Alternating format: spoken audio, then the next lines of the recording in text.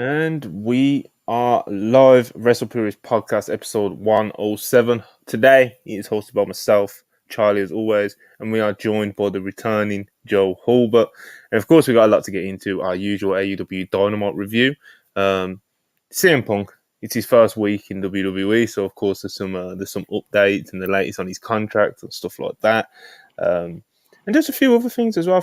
There's been some injury updates. A few people have been cleared. A few people are going to be out longer than expected. Blah, blah, blah, blah, blah. But first things first, please like, subscribe, send any super chats with any questions, any reactions, any of your, mini reviews of Dynamite or anything like that. Turn on the post notifications. Hope everyone's doing good. Starting with my fellow co-hosts. Very British today. Joe Hulbert, you feeling Christmassy, mate? I am. Merry Christmas, everyone. It is December here in Great Britain in 16 minutes, so get ready, lock in. I will not be setting any fireworks off, but nonetheless, it has been 3 long months, friends. 3 months. I've been away. I've traveled the world.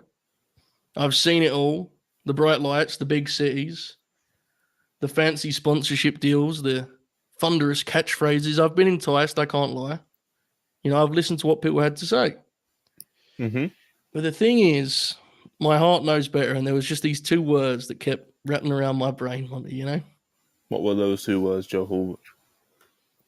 Well, as I look at you both here, I think it's fair to say I'm home.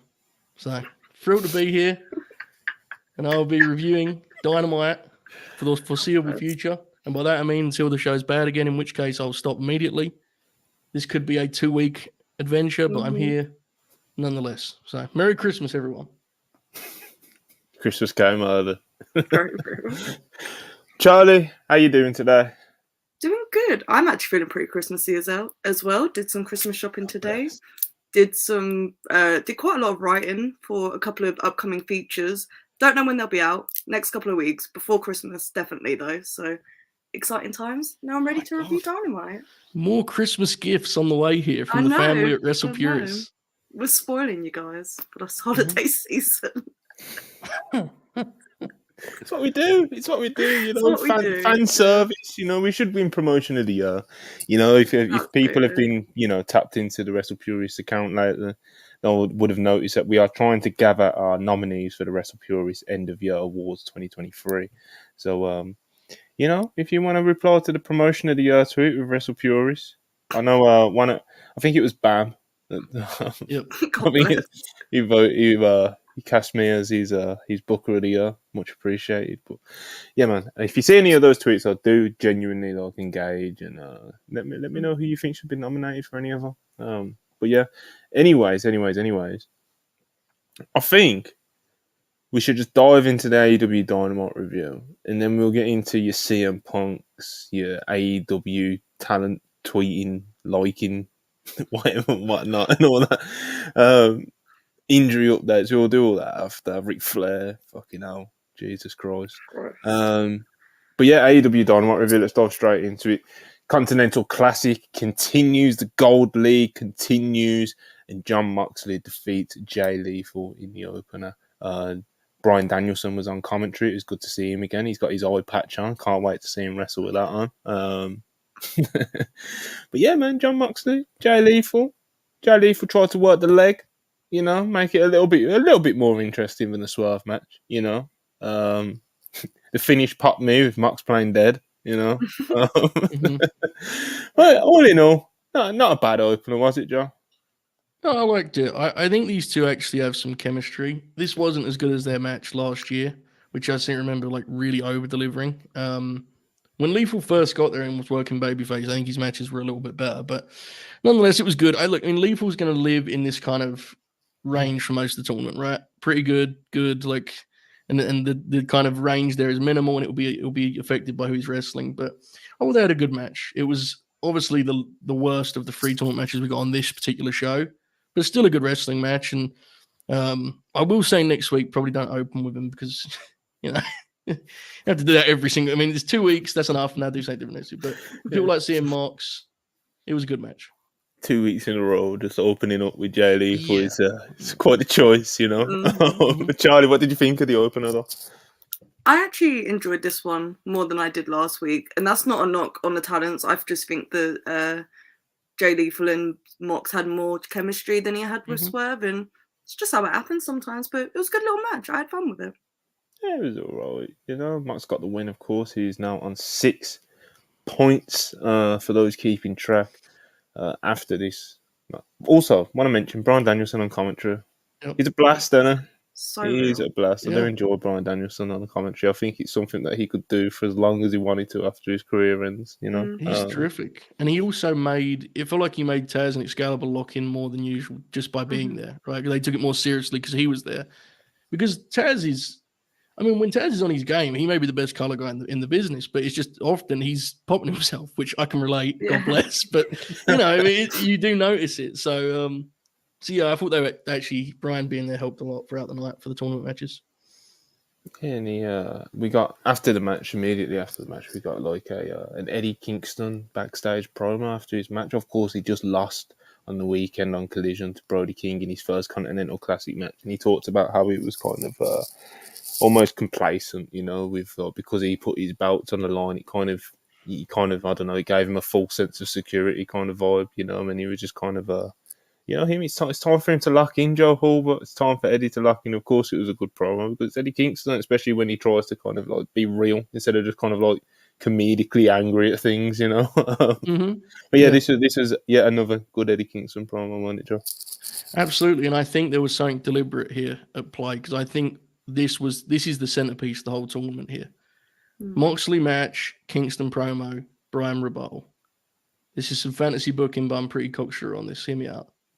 I think he's going to go to 0-2 on Saturday. Eddie is. And he's going to rebuild and meet Brian in the block final. I think he's going to win that match. And then I think we're going to get to Eddie and Moxley in the final, and Mox is going to break his heart and become Triple Crown champ. I say all that fantasy booking to say, I think it's purposeful the way this was all bulked together here. Because as much as people can question how much of AEW's planned out or not, you have to plan these tournaments out. It's the only way to do them, right? You have to figure out who's winning what. I think it was purposeful. Moxley to Eddie, and then Brian cut that fiery promo response. But Eddie's promo, I mean, he's sitting there and he's defeated and he's down and he's like, and it cuts back to the building and the place came up with Eddie chants. Like, it was wonderful. They knew he wasn't there, but they were just like rooting him on from a distance. It was terrific. So yeah, very good promo. Yeah, the people just adore him. You know, it's nothing new, but it still kind of takes you back when you see it. You know, sometimes. So, you know, but yeah, Charlie, what did you think of this pair of promos from Eddie and Brian? They're pretty good talkers, aren't they? Yeah. Pretty good. We need more stuff like that on Dynamite. I am glad they're showing like more of these exclusive promos on the Dynamites and the Rampages and Collisions and stuff, because it just adds more to the tournament when you actually show it on the TV as well. And I really do think this is Eddie's tournament to lose. So I am very with the idea of him and Brian being the block finals and Mox upsetting him in the finals. It could be very real to see, to be honest. Especially because it's in New York. So. Yep. Yeah.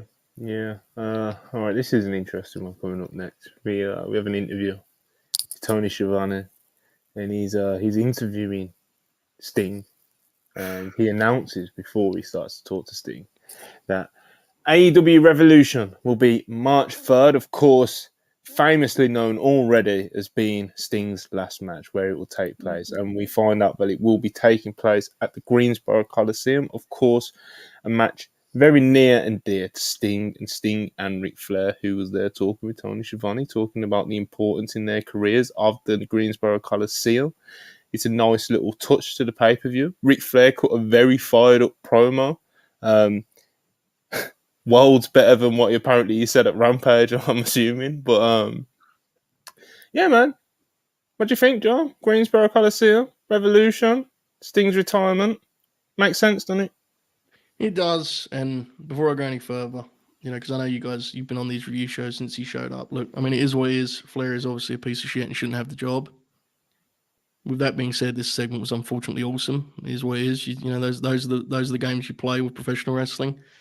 The presentation on this was like just glorious. The old school setup. Schiavone kind of, even mentioned this, and I think he's right. Schiavone kind of put on this like, he kind of tried to like transport his voice back to the 80s. It was noticeable.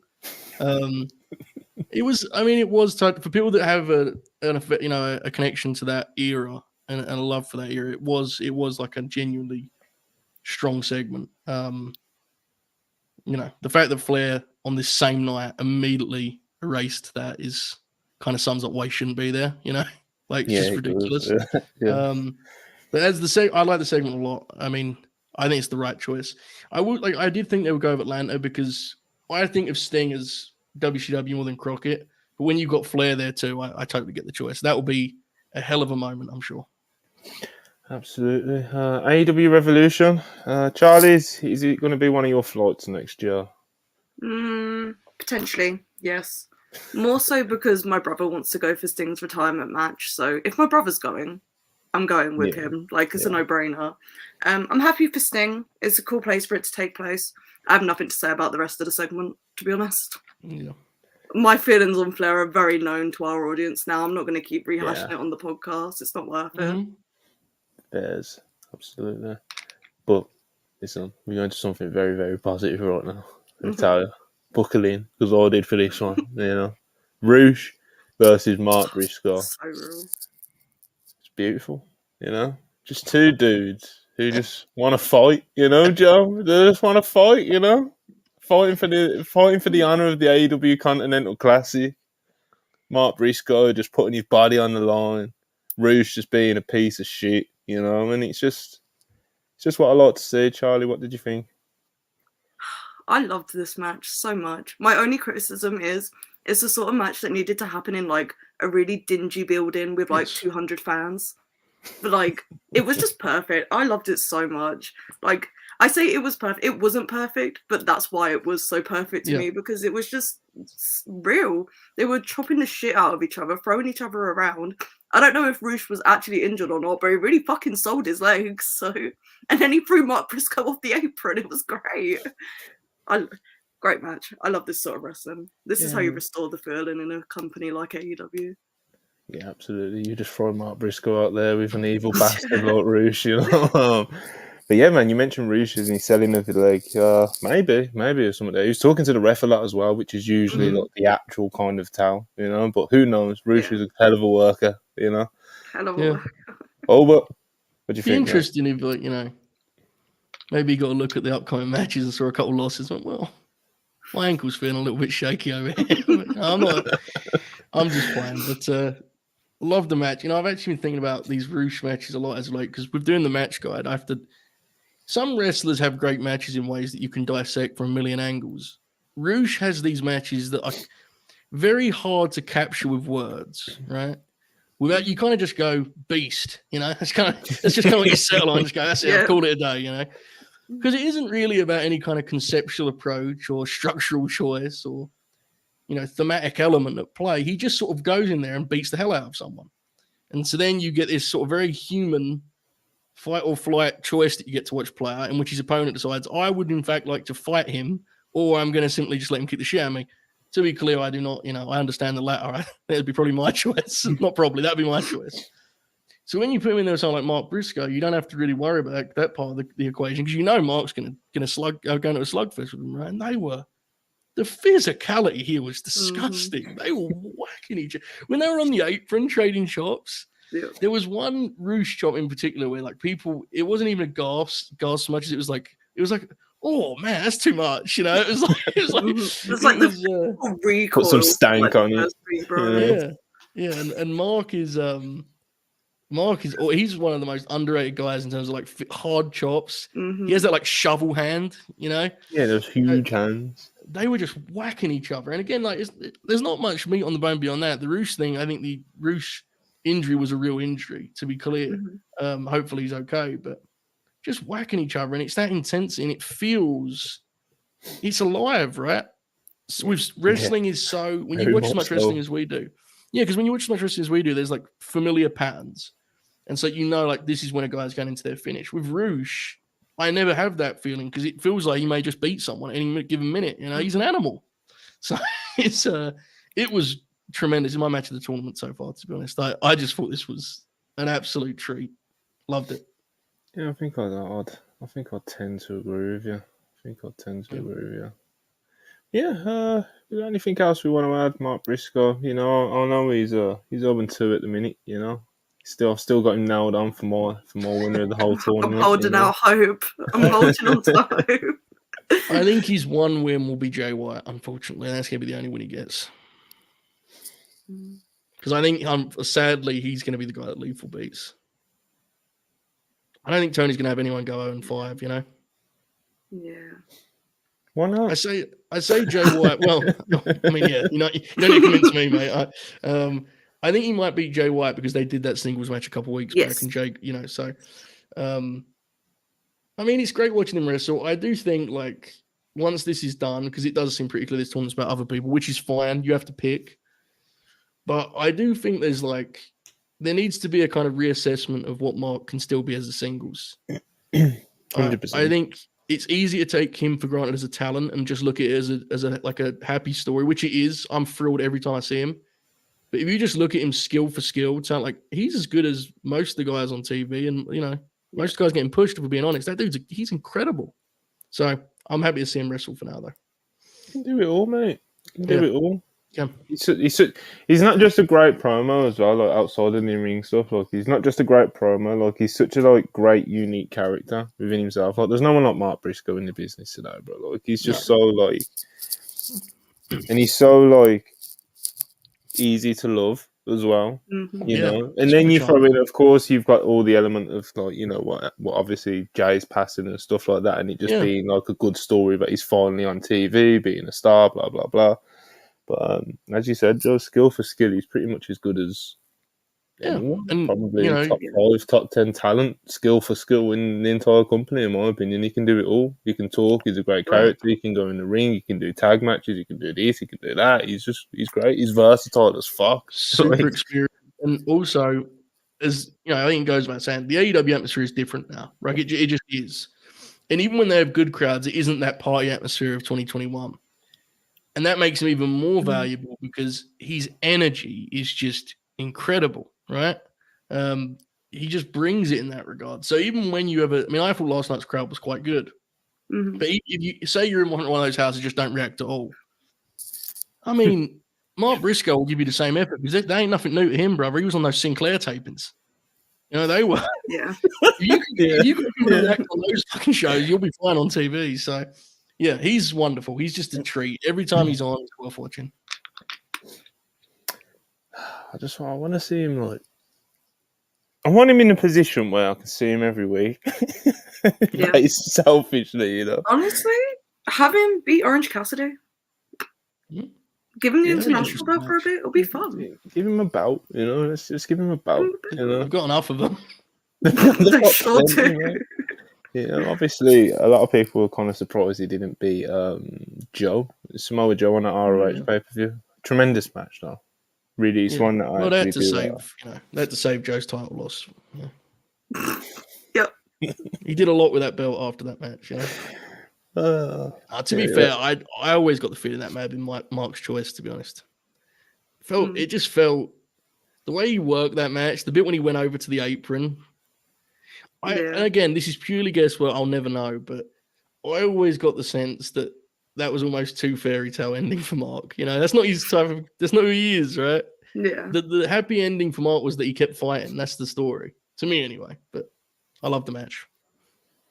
Wonderful, wonderful, wonderful wrestler, and Roosh is the exact opposite, but in a great way. You know. Yeah. Interesting super chat, Henry Kissinger. Wasn't expecting that today of all days. $5.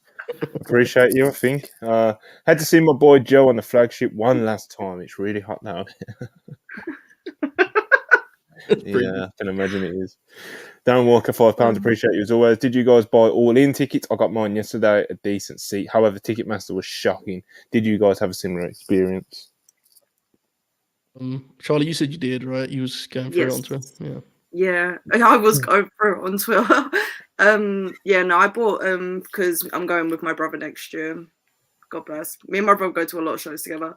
And Ticketmaster was fucking awful. Even in the very first pre-sale, the setup was horrible this year. So God bless anyone else that was trying. It was rough. I delegated because I'm a massive star now and just let my brother handle it. And very real. This thing is we're on the floor, and I just know this is gonna be a catastrophe. I'm not suited. Whereabouts on the floor? I mean, we're pretty close, but the ring's not elevated. So unless you're like fucking third row and up, like you can only see so much, I mean, I think it's going to produce some funny content. The idea of me sitting on the floor watching this show, I just got a feeling. I don't know. Be a little bit embarrassing for the wrestlers. Same section. That'd be very very funny. Yeah. It could be a little rough though for the wrestlers when everyone's coming over and getting our autographs and stuff, Hopefully do that in between the matches, guys, if you're there. Yeah. Maybe we shouldn't be in the same section then. Spread everyone out a bit. I'm imagining, Luchasaurus is out there wrestling and they're chanting, WrestlePurists, and it's a little bit embarrassing. It happens a lot when I go to shows. Sometimes it happens when I go to the cinema, which is, by the way, that's a step too far. If you see me at the movies, do not chant WrestlePurists. Noted. I guess I'm the only person who hasn't got a ticket yet. Fake fan. I wasn't rushing to kind of deal with all that Ticketmaster malarkey. I think I'm just going to try and do they're expensive this year as well. Yeah, I think I'm just going to try to do the media section route. Oh, so a bit I'll be closer. doing that. I won't know until like very late in the day if I'm actually going to this thing, but we'll see. I'd assume I will because any other time we've applied press media credentials, we've got it. So fingers crossed, I guess. But also on top of that, because my seats were like so good last time, I just kind of want to like keep that memory as it is, I know it might sound a bit dramatic, but leave the memories alone sometimes, But yeah, man, I was in the thick of it, Joe Hall, but anyway. But yeah, keep the super chats coming. We've got a few more we're going to get through, and we'll carry on with the AEW Dynamite review, of course. Darren Walker, again, £2. Appreciate you as always. Any views on QT and Hobbs and Flair Rampage? We're going to single out the Flair thing a bit later on. Any views on QT and Hobbs? Yeah, I guess QT. It seems obviously, even just from our report, it's interesting that there is so many like key figures and producers that have all these different ideologies, which to me kind of emphasizes a point that a few of us on these podcasts have made lately, but a lack of a clear identity of AEW. Because if the producers and the key figures are having these clash of ideologies, which is fine, but if it's if it's an ongoing thing and it's not just kind of it's not just kind of like a one-off, it's discussed, you come up with like, I don't know, I don't know at the end of the day. It's just it's just weird, and obviously QT wanted to do the entertainment, sports entertainment, heavy storyline skits, whatever the fuck you wanted to do with QTV. I tend to agree with CM Punk thinking that Powerhouse Hobbs wasn't a productive part of QTV wasn't a productive part of Powerhouse Hobbs' presentation. And, I'm sure QT does have something to offer somewhere, but obviously the clash of ideologies in AEW, it seemed like it was best for everyone for them to part ways, Yeah. I mean, it's always hard to know because we don't work with these people, so what the range of their ideas is hard to read, but I like QT, and I think from what I can gather, a lot of the talent likes him. But it has to be said, QTV did him no favors in terms of perception. When you're comparing like ideologies, if his thing was QTV, then they didn't need any more of that. That stuff was dreadful. Just referencing the sheets, and that's like the worst. That's an issue they have anyway, let alone doing a whole segment about it. Like when I watch a wrestling show, I do not want them referencing things that I've read on Monty's Count. No, thank you. So yeah, but I think QT will be fine. Like, I'm pretty sure he's going to get another gig elsewhere. So good luck to him. All the best to him. Darren KG, $5. Appreciate it. Everyone always arguing how Punk's the biggest draw, how Roman's the biggest draw. Joseph Bing. I think he's going to say Bing Bong, unfortunately. Bing Bong Hulbert is the biggest draw in wrestling. Yeah. He's some Bing solid, Bing is consistent houses, Joe Hulbert. One of the characters in our multiverse picture we're coming up with, the Burt. So yeah. It's a little bit of a spoiler there on Darren's part, but I appreciate it. Callum, £2, appreciate you. Get Ric Flair out of AEW and hit awful drink. And shit don't hit awful it. drink. Yes, it's definitely shit, but don't hit it. Whatever you do.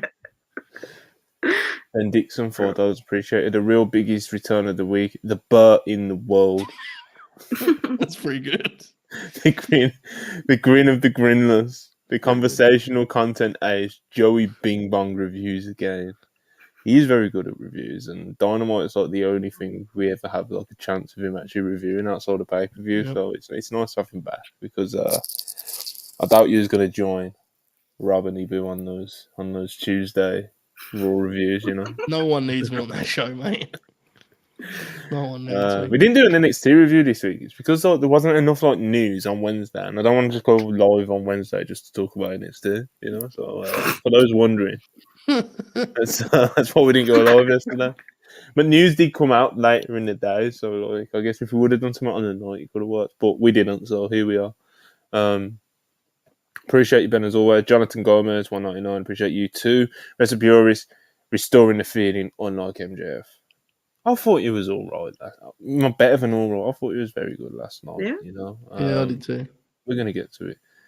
Bam, $2. Appreciate you. Monty Bucks for the fans. He got two of the best on. That's what I always try to do for you people. You know, give you the best wrestling conversational stars. You know. Host $2. He's washed, but my goat Jeff needs one more singles run. Jeff Hardy. Which Jeff? Jeff Jarrett, Jeff Hardy. I don't know. I can't get behind Either way. Either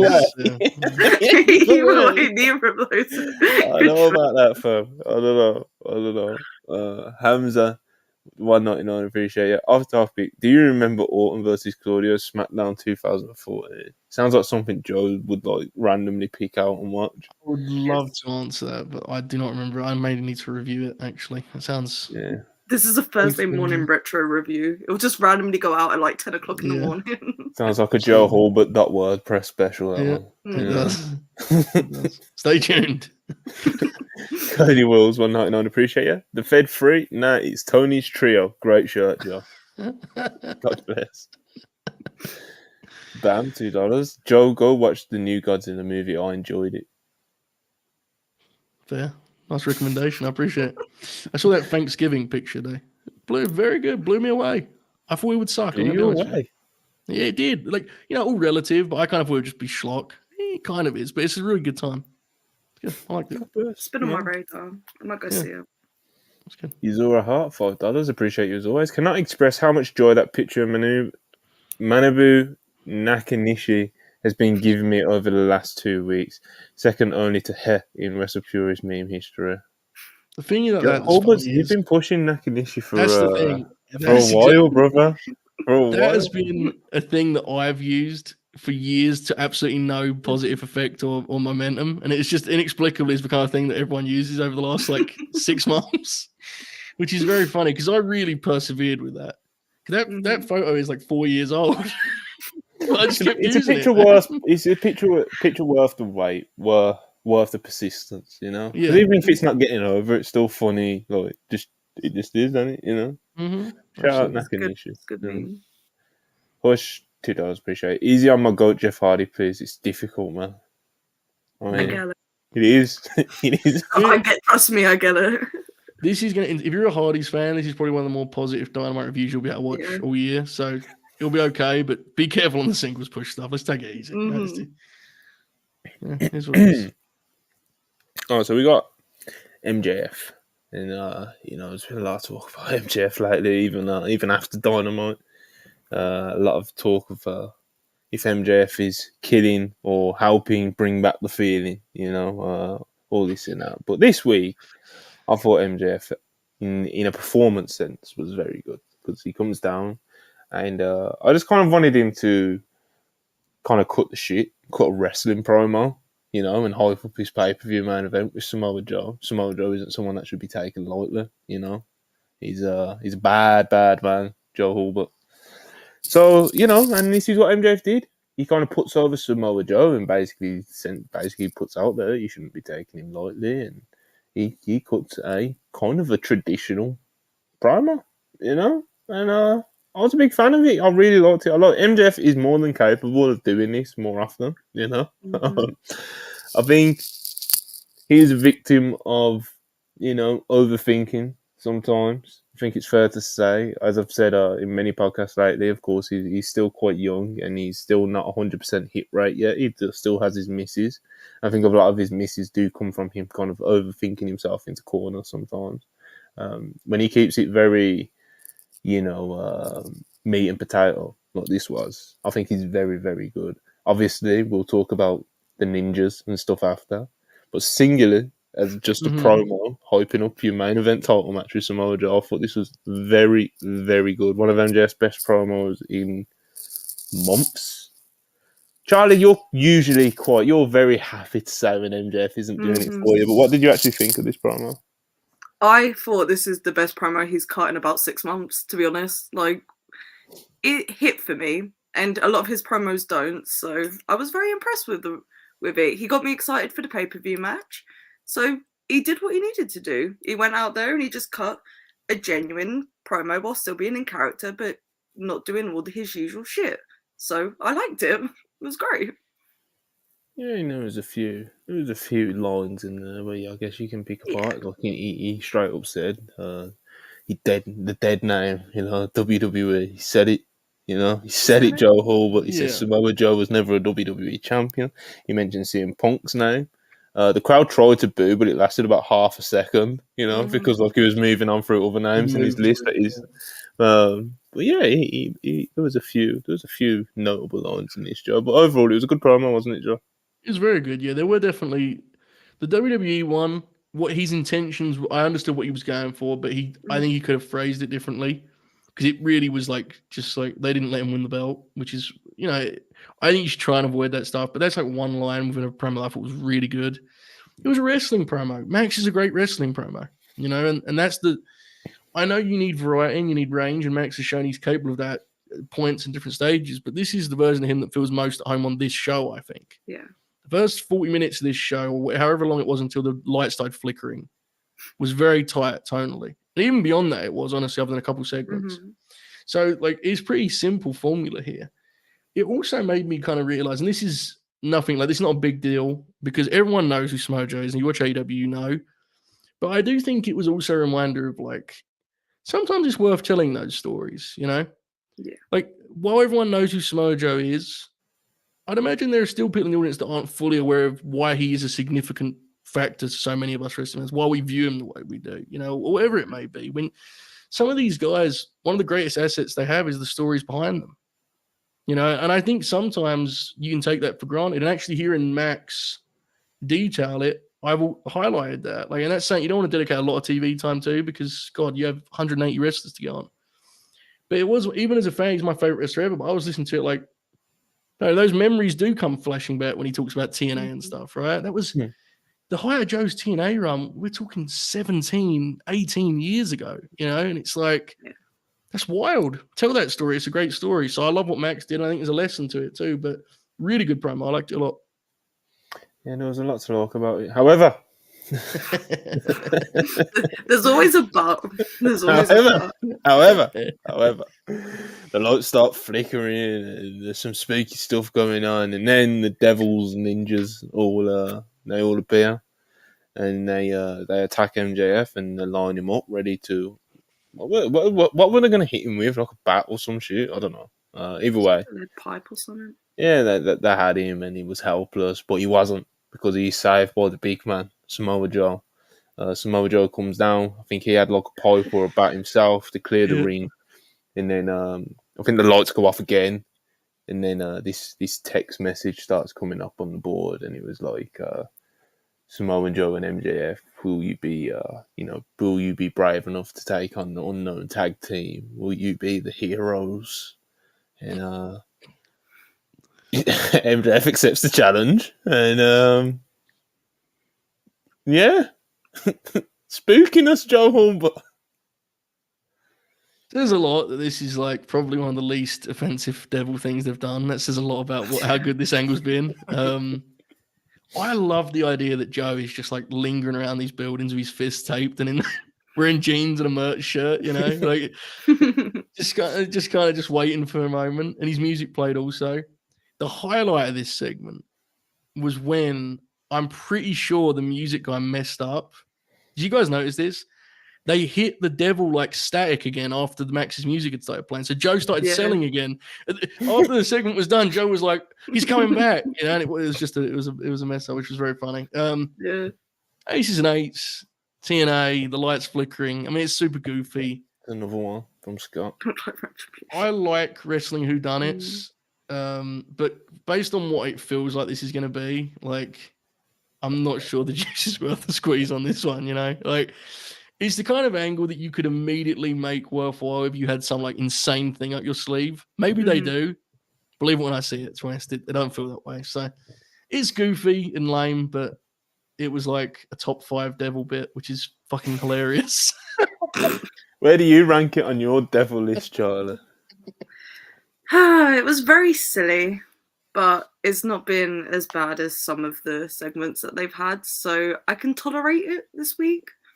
It's just, I don't know. I've long since accepted that I'm not going to like all the build up to this angle. As long as the payoff's good, which it probably won't be, but it's whatever. Just riding it out at this point. It was very inoffensive this week because it lasted all of 2 minutes. So right. And it came after a good promo, which helps a lot. The concern is, and especially with Max being injured, is this match is going to, I mean, I really hope it doesn't just devolve into being total, shenanigans. I mean, I know there will be shenanigans. It's part of what they're doing here. But the eventual match at World's End, I would still like them to have like something resembling a wrestling match if possible. But my confidence on that is dwindling, I must say, especially with Max being hurt. Because that may limit their opportunity to do that anyway, right? Even if they wanted to. So, I don't know. Yeah. The Devil's Ninjas. Dangerous tag team. Are they going to get the heat on them next week? I wonder what. They hit the shower machine. I wonder what they're going to be called on the graphic. The Devils. I don't know. The Devils. The Aces Devil's and Eights. Demons. Yeah, maybe. The Aces what and is like? Don't insult Aces Dudley and Boys. Yeah, you're right. What if they got heat on one of the guys and the Masked Man made a tag and they made the Nick Jackson comeback? Like the whole thing. That would be funny if they could find a wrestler that could pull that off. Where like, but you do different ones. Like you do the Nick Jackson hot tag, then you do like the Cash Wheeler hot tag. You do all these different things. You do the Kawada chops, just in case someone thinks it's edit.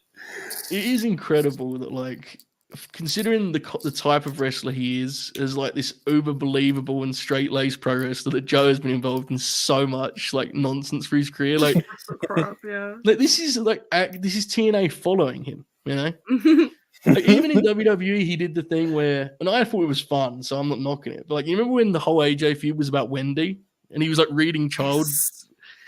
What is this? Maybe it's him. Maybe he likes doing this shit. I don't know. God bless him. He likes him. It's less bumps, right? Good for him. Oh, man. He's Samoa Joe, man. We love him. This is never where I thought that AEW World Title would end up, to be honest. But yeah, it's been a ride. No, yeah. But yeah. We'll see what they've got planned for next week, We'll see. Yeah. We will see. Yeah, whoever's under the mask in the tag match should just hit a bunch of people's finishers. Don't give us any hints with your finisher. Yeah. Just hit every famous finisher in the business. Randy Orton. It'd be very, very funny. Excalibur yelling RKO. Out of nowhere. Oh man. Vink. I do love Randy. Hit a pedigree. It'd just be funny. Definitely pedigree, yeah. Yeah, we need to see Randy in a tag match on Friday, I think, Joe Hall, but yeah. Did you see that graphic they posted? What, Daddy's coming to Friday? He looks like a wax figure. They always doing those mad graphics now. WWE. Yeah, but Randy looks... God almighty, those that looks insane. Images. He looks insane. He just looks insane in general. Like, his comeback was just... Oh. What beast? It's awesome. Love Randy Orton. I saw that match with Dominic had like a 5 on cage match, and I was like, that's absolutely accurate. And God, it was awesome. You know, just kicking ass, popping at all of his own moves, walking around laughing at how great he is. Yeah. Feels like someone I need to check out. It'd probably pop me. It would, yeah. It's just like Dom doesn't really get anything in. He just hits all his moves, and when he hits them, he like victory laps. Like, yep, another one. There it is. You know. Anyway, I love how he's kind of got like his own 5 moves to do. You know, Oh, yeah. he's like the clothesline, duck, power slam, draping DDT, set up the RKO, boom. You know, then When you get deep in sometimes your career, you'll get a you have to. reversal somewhere. Yeah. Sometimes, yeah. When you get deep in your career, you kind of just the Cena thing is a meme, but genuinely, most guys at that deep in their career, it's like, yeah, they have 5 moves, bro. I mean, it is what it is, right? You trim, dude's back's beat up, so it takes out that cool backbreaker thing he used to do. He ain't gonna do that anymore. The only thing he wants to do on his back is the RKO. Right? That's it. Because he has to do that. So yeah. Shout out to him. Hopefully he's not the devil. God bless. Yeah. Shout out the devil. Shout out the ninjas. I think it's pretty clear who one of them is, you know. Dustin at Rhodes. At least 2 of them actually. But we've spoke about these, you know. Speaking of which, like I said, MJF, he accepted the challenge, and Samoa Joe will be taking on the Devil's Ninjas at some point. You'd assume World's End or just before, I don't know. Next week, I think. Next week. Oh. There you go. I'll make that up. I may make that up. Ignore me. I don't know. You're usually pretty sharp with this stuff, Joe Hall, but you know. I think it was next week. Yeah, I could be wrong. Right. Next up, AEW Dynamite was Wardlow versus AR Fox. AR Fox got on the wrong side of Wardlow for just simply asking if he's all right, I think, last week, and Wardlow headbutted him. And here we go. We got a match, and Wardlow, of course, has been running through people. Of course, AR Fox, you got a couple things in, but not a lot really. And he's kind of like a drawn out squash match, you know, which I think is like the last type of match Wardlow should be doing at the moment. I think if you're gonna do the squash route, he should just come in, hit a last ride, and fuck off. You know, don't need to go back to kind of like the squashes that people already got bored of. You know, So this wasn't like terrible or anything. I just don't think it was like particularly productive. Other than, you know, of course, a lot of people have been speculating because he came up with his hair was all messy at the front, and he looked like he'd been wearing a hat or potentially maybe a mask. So you know, hint. But other than that, I don't think this was very productive, Joe. I don't know. I think we're on the opposite sides of this. I think I'm in the alternate position, which I think this was kind of like fresh to me because it was a guy that's actually on the roster. They kind of did and I get it. I get your point totally. They also kind of did. This may have popped you. I don't know if it popped you this way, but they kind of did that old like early 2000s WWE TV thing where they shot that pre-tape just exclusively for this one match that will never be returned to. You know, like they give it like a reason just for anyone to ask. That's why they're wrestling. I thought it kind of worked. I think, and maybe it's because I wanted to like it because I'm a big fan of like playing around with these match times. I find sometimes AEW is very rigid in it's like a squash is 1 minute, and if it's not a squash, it must be 10 minutes long. That's like, and this I thought was more fluid, and I thought it was pretty exciting. I like AR Fox in these kind of, you know, in this kind of spot. Yeah, I don't know. I thought it actually worked for me. I'm more into the Wardlow thing than I thought I would be. We talked about this a couple weeks back on Worldwide, I think. Like, I really had no interest in coming back to like a big role on TV, but I actually think he's been pretty good thus far. So I was kind of into this, honestly. I liked it. Yeah, like you said, AR Fox is good, and in terms of a matchup, I thought, yeah, it is fresh in that sense. Absolutely, it's not just Wardlow just squashing some nobodies, and like you said, an actual member of the roster. You know, but yeah, man, Charlie, what do you think of it? I thought it was a bit of a boring squash, but it is popping me huge that Wardlow's just a meathead now. I've kind of bought into it. He's winning me back over, so that's a good thing, I guess. It did make me laugh a lot that literally my whole timeline was just screenshots of his entrance, just like, guys, look, his hair's messy. It's like, okay, I got it after like the first retweets. I got it just seeing him. I was watching the Dynamite with Papa Holbert, and he was commenting on his hair, and I said, that's weird, right? It's almost like he took something off of his head. And he went, yeah, it is almost like that. And I was like, like it's almost like, maybe that last segment. And he was like, whoa, AR Fox. And I just went, well, God bless, let him enjoy himself, I was gonna continue to hint until he picked up what I was putting down, but he seemed more intent on AR Fox's dive. So I said, enjoy yourself, son. Go for it. Shoot for the stars, kid. A couple super chats real Fox is back on TV as well. Yes, I like AR Fox. Of course. Anjan, $2. Appreciate you. The 4 Pillars, SmackDown 6, and the Wrestle Brit Trio. Bro. Appreciate it. Bro, 499, appreciate it as always. Did you guys mention how the league guy was clearly Wardlow yet? I mean, since you've put it out there in the super chat, I think it's been pretty clear ever since they put the Acclaim through that glass. Because if you watch the video, the person who throws bones through the glass stands and is built exactly like Wardlow. A few fans have pointed out multiple times now that one of the guys is clearly either wearing the thickest turtleneck of all time or is wearing the neck brace just like Roddy Strong. So that would leave you to believe that if it's Wardlow and Roddy Strong, it's pretty easy to guess who the other two are. Then obviously from your super chat, it was even more so from just the way the guy. Wardlow stands in a certain way when he's standing still, then also he's pretty distinctive, especially in AEW. Like the way he's built, he's pretty distinctive. So, that's my guess. He's also like he's in the MJF orbit, and over the last 3 weeks, he hasn't really had a role to play in that circle unless he is one of those guys. So it's like, I could be way wrong. I don't think there's a surprise ahead of us here. I think once it's revealed, it'll be pretty much like they kind of. It'll be what makes sense, I guess. And it's like I said a few weeks ago. There's already so many people in the MJF orbit.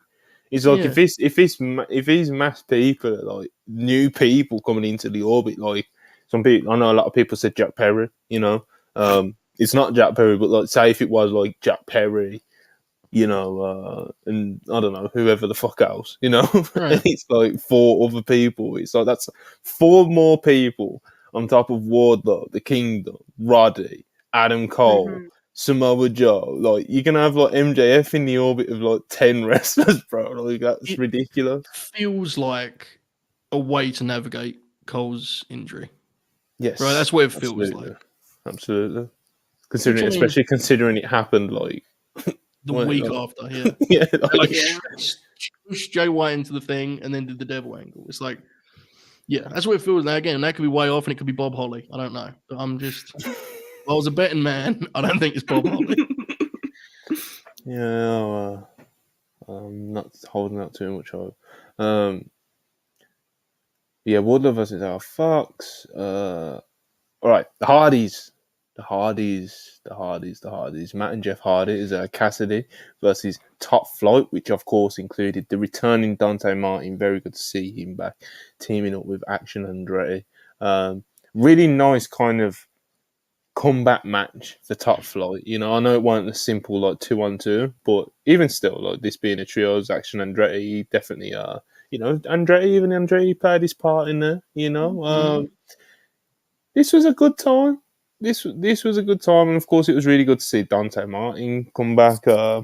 Maybe wishful thinking, but I think he's put on a little bit of size as well, which I know Randy Orton was an extreme version of it on the weekend, but he's always cool when someone's got a lower body injury, work on that top half of it. You know what I mean?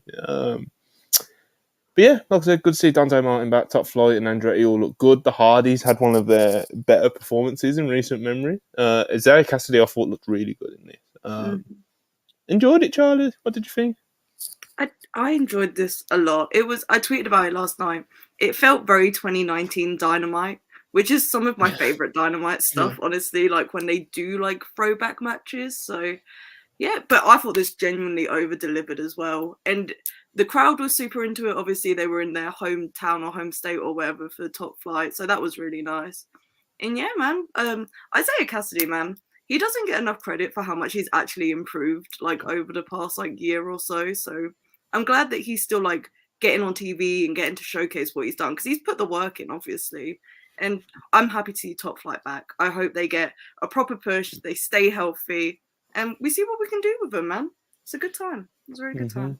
100%. Joe, it's good to see Dante Martin back, isn't it?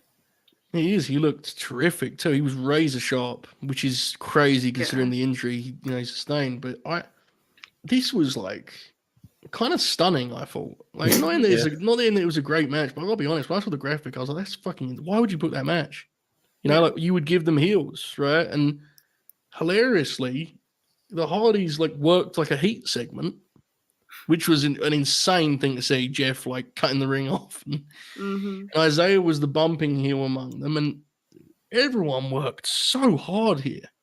It was like, and again, I don't mean to be dramatic in like a patronizing way. What I'm saying is like this version of this match is almost certainly the best version they could have possibly come up with. Yeah, and because it had the atmosphere of being in Dante's hometown, it had like it's like triumphant feel and kind of did take you back to those old Dynamites Charlie mentioned. This thing just worked. I don't know. It's one of those deals where I had low expectations. Maybe it's like, I'm probably overinflating in my head, but it moved along where it was agented well. Isaiah looked great. They positioned all the Dante stuff right, and so he shined even brighter than he would have anyway. Like, for what it was, a home run, which again, for what it was, isn't much, but it's still, this could have been a thing that really sunk the energy of the show in a different, if it goes differently. And instead, it was really good. I liked it a lot.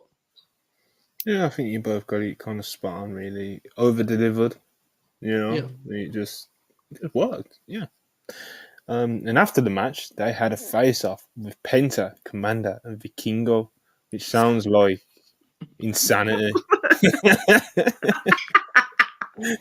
Penta's always entertaining, isn't he, Joe? Oh, God. Oh, mate. The idea of showing up to your job on a Wednesday night and they go, well, here's what we got for you, son. You're going to count to 3. And we're going to say cut. All you need to do is look fucking awesome. And Penta, if there's one box, that dude will never not tick, right? And he's like, I can do that. So, no, that did pop me. That match will be insane. That'll be a wild match. Flippy. So. I cannot wait. This is my sort of booking. I should, in all seriousness, too, before someone corrects me, I'm pretty sure that Penta's team wrestled on Rampage last night. So he did more than just show up and count, for anyone wondering. Yes, they wrestled Brian Cage in the Workhorseman. Yeah. Oh, hold on. That's not a spoiler. The graphics out. I'm not spoiling anything. The Workhorseman, you say? Sounds interesting. I may investigate this here on Friday night on Rampage. All right. Next up, Julia Hart defends her TBS title versus Emi Sakura. And I thought this was worked very, very nicely. I thought this was a nice title defense for Julia. Not too long, didn't overstay its welcome. Julia looks pretty good in there. Emi Sakura, of course, is pretty consistent in that sense. Shame about the finish. It kind of came off a bit weird. I think Emi must have thought that Julia was going to overshoot the moonsault, and she tried to roll so Julia could get, but the timing of the roll was a little bit off.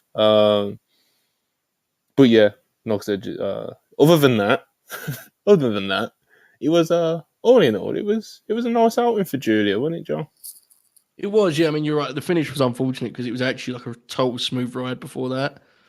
Julia is, I honestly think it's kind of wild how much better she's got this year. Like, genuinely.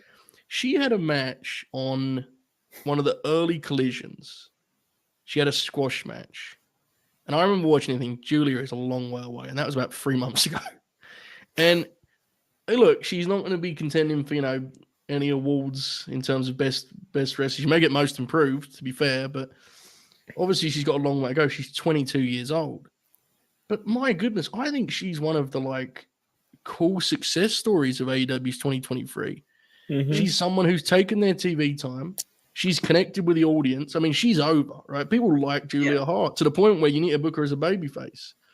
So she's done that part, and now it's like her work is actually, she can be the TBS champion.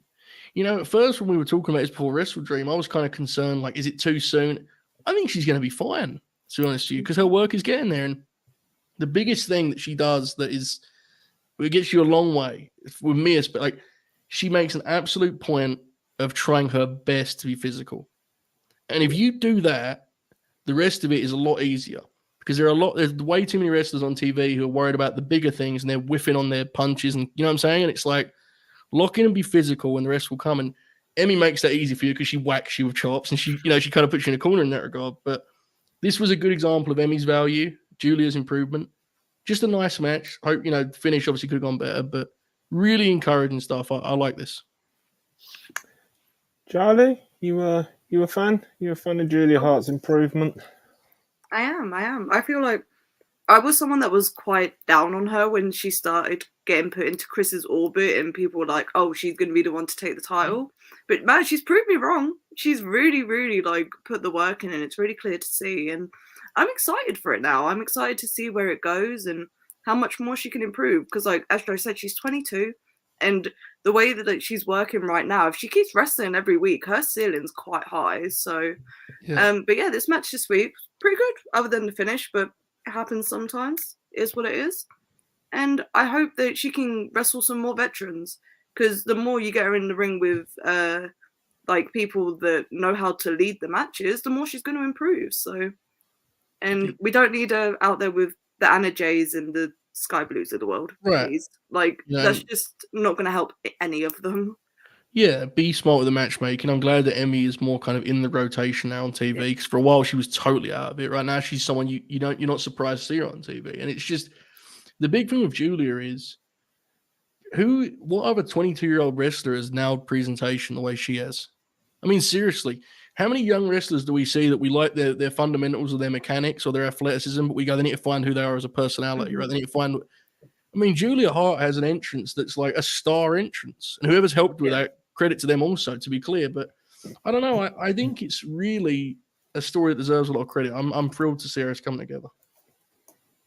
Yeah, she's coming along very, very well. And like Joe said, one of the clear success stories of AEW's 2023 from a bookings perspective, they decided that they wanted to make something of her, and they started giving her squash matches and making her look strong and giving her a bit more time in the ring so she can develop. And so far, they are now enjoying the fruits of that labour, and she's only getting better. So, good stuff. Good stuff. Caden Lee 199, appreciate you as always. Thank you, Joe Love Heart. We are so back. My pleasure. God bless. Phantom FTW £2, appreciate you as always. Emmy slapped Julia so hard her eyelashes fell off. It always pops me when that happens. Yeah. There was a couple of Do you know how hard you have to hit someone to knock their fake eyelashes off?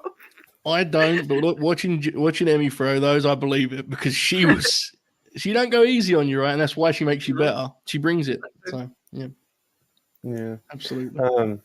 Next up, I found this quite bizarre. Joe Hulbert, Charlie. Oh, I think I know where you're going. Yeah. I know exactly. So Mariah May and RJ City are outside Tony Khan's office, and it seems that RJ City is sort of he's been the bridge to set up Mariah May getting a meeting with Tony Khan. He was the bridge. He was, what did he call it? The social lubricant that made him bring together Mariah May and Tony Storm. But the way Mariah May was talking to RJ City was very. I couldn't figure out what was going on. She was she had the delivery of a fucking porn star or something, and I was very confused of why she was doing this. I don't know. I don't know what the fuck. I don't know what was what. I couldn't figure out who was trying to impress the other, or who. I just couldn't figure out what was going on. It was very. I don't know. Charlie, what's happening here? Do you know? I don't really know what was happening here. But not a lot of wrestlers get shown on TV actually going to talk to Tony Khan. So it just kind of shows how much stock they have in Mariah. So that was cool. The actual segment itself, not a fucking clue. I hope it popped to someone, and I'm sure it did, because wrestling fans are interesting people. The chat's kind of co-signing the take that I saw, which was that the idea appeared to be that she was flirting with RJ, and RJ was nervous about it. But RJ didn't. Why? But what?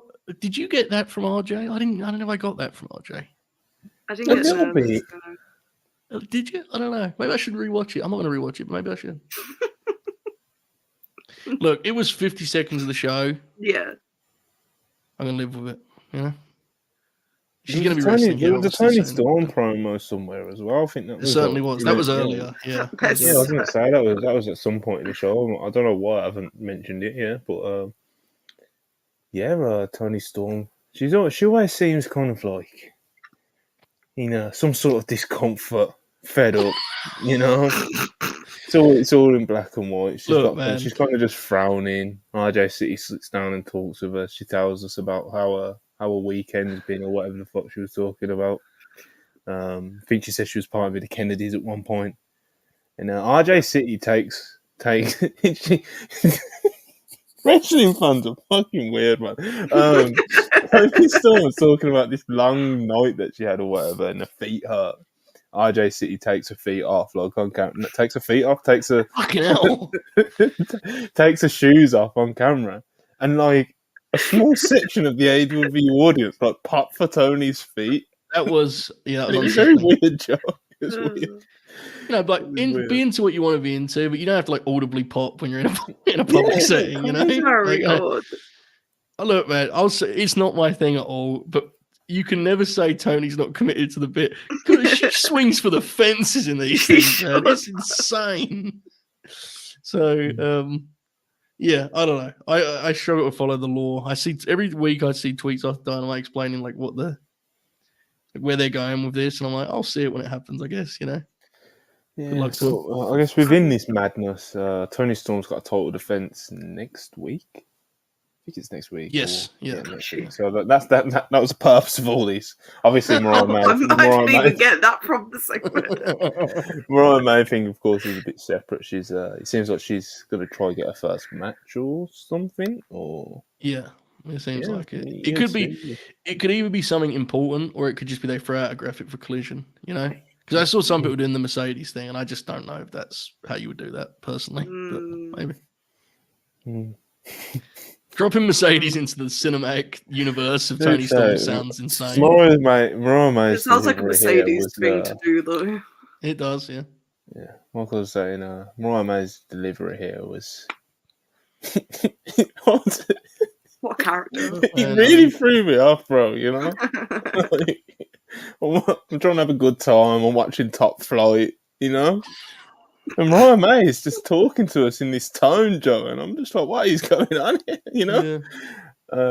It seems to have really struck. It seems to have just bemused you in every which way. You seem unsettled by it. You seem rattled. I said something in one of the chats yesterday, and everyone just no-sold it, like it didn't just happen. So this is the first time I'm really getting to talk about it and talk about the fucking bizarreness of what happened. So yeah, bizarre stuff. Super chats. Dunman's $5 appreciated. With Danielson being the head of the disciplinary committee, I need him to hit Ric Flair with a Busaiku knee for that Rampage promo. Yeah. What a visual that is. This is your punishment, Rick. Yeah. Brian's gonna knee you in the fucking head. They're just holding him in place while Dragon fucking lines him up. Sure does first $5 appreciate you. Julia outshining not one but two different factions is one of the great surprises in pro wrestling. God bless her. She's definitely flying. Obviously Brody's in the Continental Classic, but he ain't holding no titles or anything anytime soon, I don't think so. Yeah, man. Will Chisholm, $20. Appreciate you very much as always, brother. In 2 months, AEW is going to have to turn Julia Hart babyface. It will be the Rhea Ripley thing that the fans love her. My sister was at the Rampage taping. She said that the Sting and Ric Flair promo was bad. Yeah, I don't think I've seen one pleasant review of it yet. So. There were even some that said Sting looked like he was not thrilled with it either. I don't know if you guys saw that. There were some live reports that Sting's facial expression outside of him saying like a weird line and stuff, apparently he went like really, really long as well, and he was just kind of like rambling on out there, So I don't know. Obviously, I won't now. I've just The least surprising thing ever, right? This is the least surprising story. Especially when he knows it's not live. Yeah. Ric Flair went too long in a promo and said something insanely creepy. Like, yeah, exactly. That's why everyone wanted to sign him the way they did. Exactly, yeah. But yeah, what about Julia Hart turning babyface? You think that'll be a thing that has to happen? Because you mentioned Rhea Ripley. Rhea Ripley's not a babyface yet. No, and I think that's an issue in itself, to be honest, because you have those weird matches, right, where the crowd's chanting for Rhea, and it's worthwhile for them because Judgment Day is such an important act. The House of Black's not important like that. I'd already been moving in that direction. It's not, you don't have to shoot an angle or anything. God forbid you go up to Malachi Black and say, "Hey man, we got one idea to turn Julia babyface." God only knows what he'd come up with. I mean, no way, don't do that. Just have him. Just have us stop by the light. Honestly, I mean, should grow angel wings. I'd just stop flying to the TV. There's a collision. I'd just say she's Dynamite talent now. And he asked me, I'll just run away. Not that anyone in AEW handles it like that. I'm just, I'm simply pontificating. Darren Walker, £5. Appreciate it as always. Last woman to go into TK's office, still not wrestled Thunder Rosa. So Mariah May won't debut for another 3 months. What is happening with Thunder Rosa? What is going on with Thunder Rosa? Maybe she'll wrestle Mariah May. Well, maybe. It's just sitting there the whole time. We'll get to Thunder Rosa when we talk about when we talk about Britt Baker. We'll talk a bit about Thunder Rosa because I think they're very interesting topics as of right now. Shout out about $12. Appreciate you as always. Tony's 40s era Hollywood references continue to pop me. I know it's not for everyone, but commitment to source material makes it work. I absolutely, I've remained, even though I've said like it's not for me. I've remained very strong that like her commitment to it in itself is like pop worthy, and it does pop me a bit, And I think every step of the way has been a miss with this stuff, and not even a miss. I don't think that would be fair to call them misses. Right, it's just not all been for you. Just not, I don't think all of it's been for me.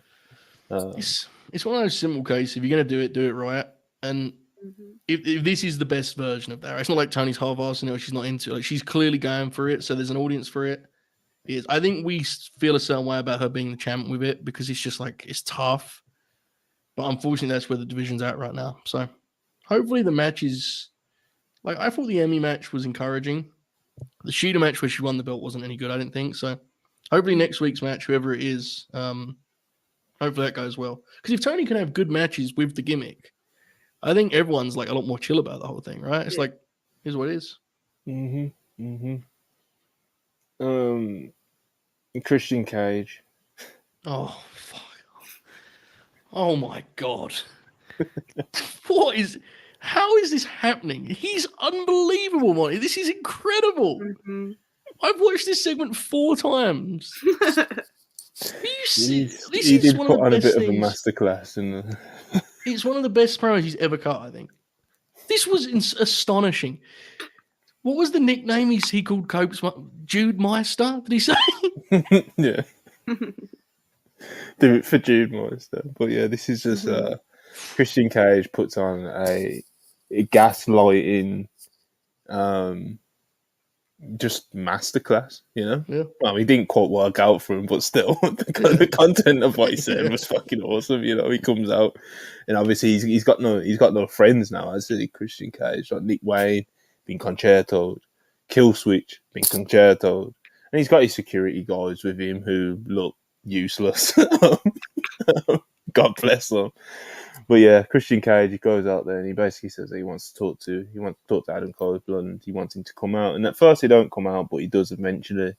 And Christian Cage, like I said, he just puts on this manipulative masterclass. This just piece of shit.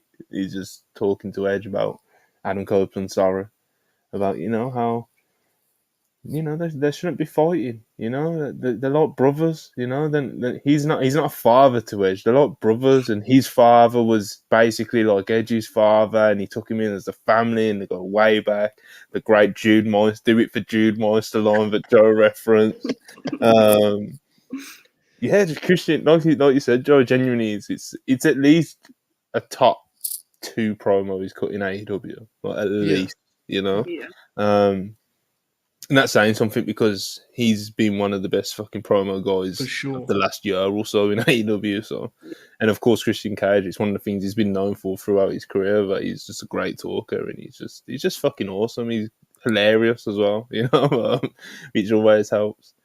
But ultimately, Adam Copeland wasn't buying it and gives Christian Cage a low blow, tells him to go fuck himself.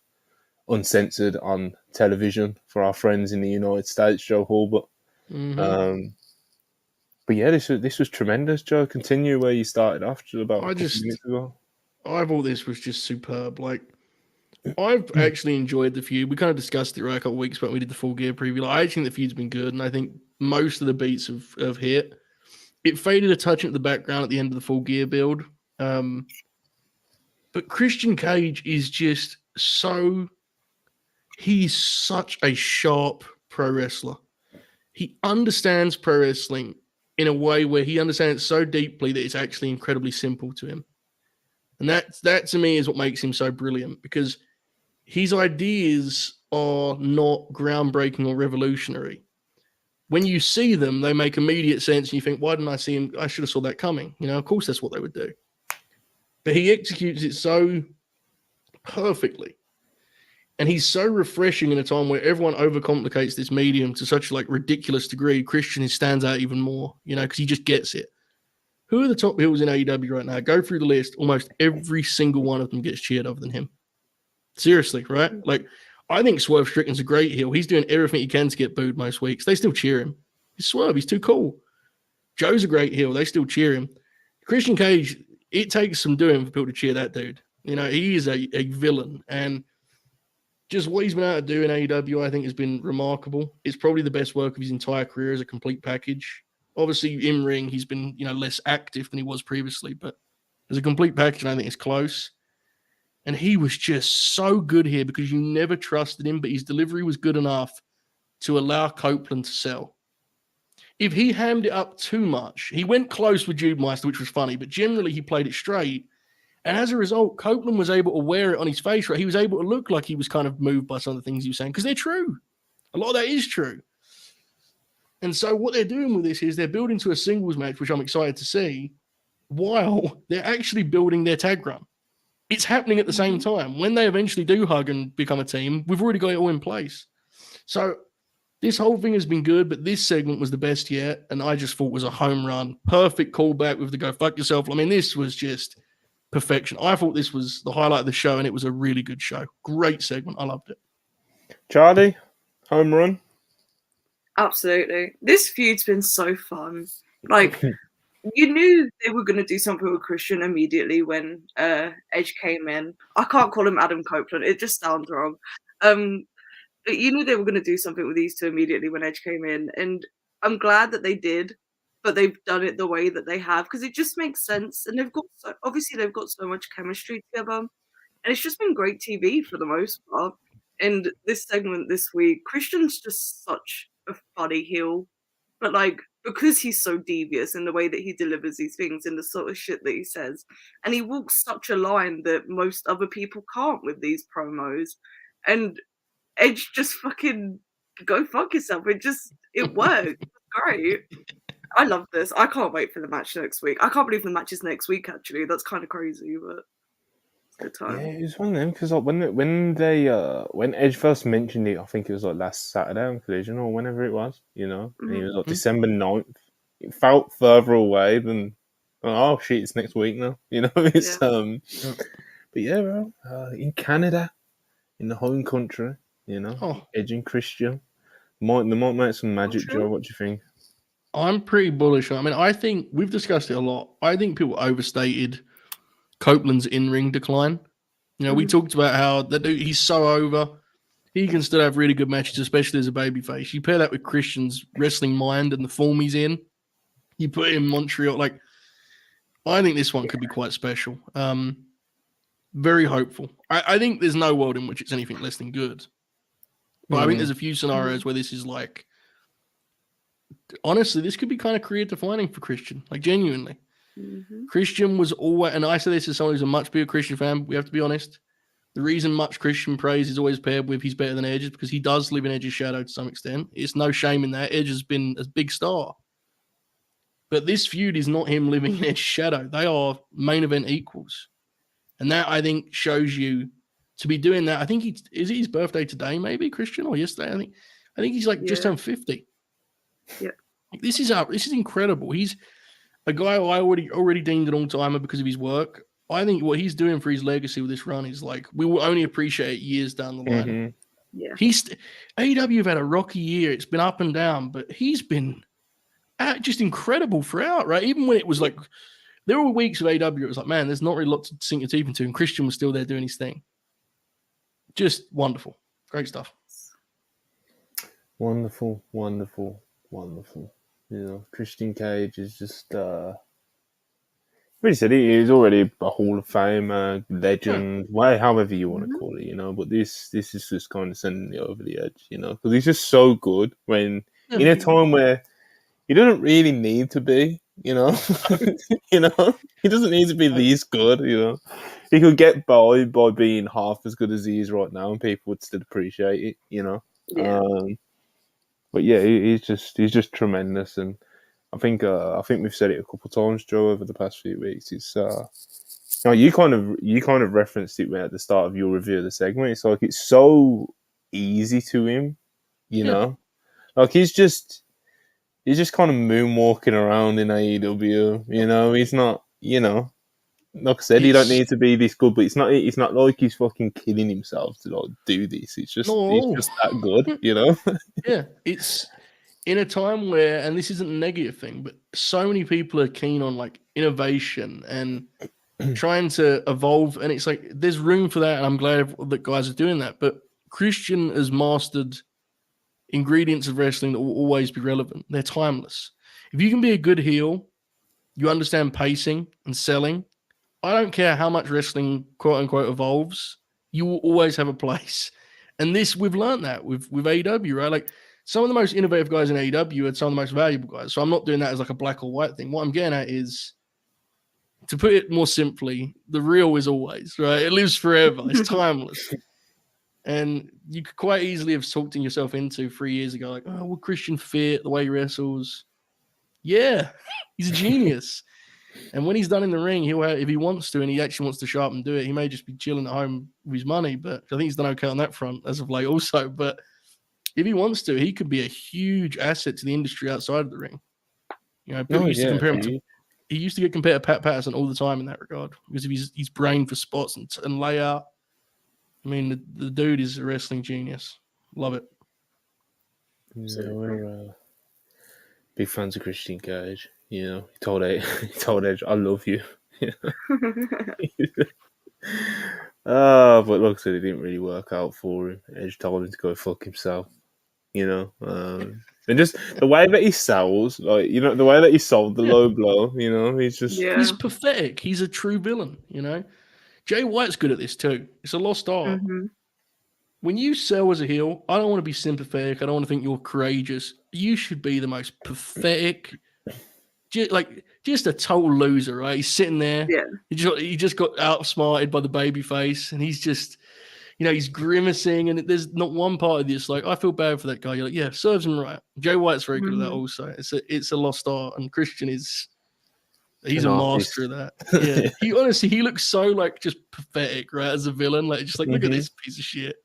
Thinking he would fall in with that. That's beautiful. Great stuff.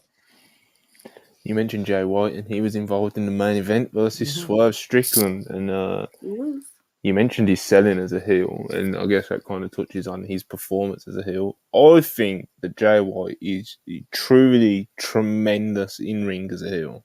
Yep. The way that like he cuts off, and he's kind of like, I know it's a word I'll use a lot and we use a lot in here, but he's just really spiteful. You know, and he's really like vindictive and cunning, and just like, and he displays it so well through his performance as a heel, you know.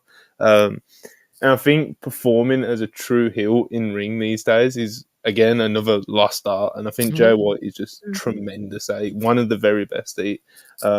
Swerve was great here. Of course, he was kind of the I guess the de facto babyface in this match. You know, the crowd was obviously behind him. You know. And obviously he kind of wrestled to that, which kind of was to his strengths as well, because he does have some of that cool, unique offense, like the way he was stringing some of his offense together really got over with the crowd, and it really worked for the match. Jay White tried to do the low blow, which got him a win in previous matches, but Swerve was too smart for it, and they kind of went reversal for reversal. He didn't know which way it was going to go. Jay White set him up for a Blade Runner again, because he did hit him earlier in the match, but he rolled to the outside, and but he got reversed, and he got rolled up, and Jay White got pinned very quickly. And Swerve hit 6 points. Jay White stays on 3 points, and yeah, man, this was one of the harder matches to pick of the Gold League, or I think of who was going to win. But of course, I'd say Swerve was probably the slight favourite going into it, and he did get the points in the end. But I really enjoyed the back and forth of what this was. I really, really did enjoy it. And again, like I said, Jay White as a heel, he's just tremendous. And I think Swerve, the form he's on lately, of course, he's great as well. Charlie, you like the main event? I did. I really like the main event. This might be my favourite tournament match so far, but I'm really high on both Jay White and Swerve, so that's probably a shock to absolutely no one. Oh my god, when Jay kicked out of the Swerve Stomp, it literally had hit like 3 o'clock at that point. Well, it's 3 o'clock for us. It had hit like the end of the Dynamite time, so him kicking out at that point, they were just like, oh shit, no, we're still going. Pretty cool layout of the match, and I think it's been the longest tournament match so far, because it's the only one that I've heard them call out that was 5 minutes remaining. I think Eddie and Brody may have come close, but I don't think they did the announcement for that. Okay, right. They don't seem to have settled on how. Did you notice before the main, they sent it to Justin Roberts, and he looked around like, "Am I on?" It was weird, right? Yeah, so maybe they're not sure yet, but it was. If it wasn't the longest, it was very close to it, and it felt. You only could think draw when they read out the time, right? You were like, it's going to be a draw, and so it was good, very effective. I did think it was going to be a draw, but Swerve got the win, and I think that was the right decision here, because I don't know if you guys have seen Jay White's backstage promo yet, but he's losing it again, and Jay White's always best when he's a little bit insane, so I'm very, very excited. I hope they really explore that, like, post Continental Classic, because it's the same sort of thing that he went through when he lost to Ibushi, but they never explored it properly. So I hope the AEW actually like really digs into that and lets him do stuff with that. But yeah, loved the match. Thought it was great. These guys had incredible chemistry, which I'm not surprised by, but pretty good. Yeah, it's interesting that you bring up like him kind of going like delusional and kind of psychotic after the Kota Ibushi loss, because they didn't really like dive that much into it. It felt like he kind of, I say he just kind of like came back and just beat Okada, didn't he? Yeah, pretty much. But yeah, Jay White's got he's actually quite versatile in that sense. But yeah, Joe Hulbert, good main event, wasn't it, mate?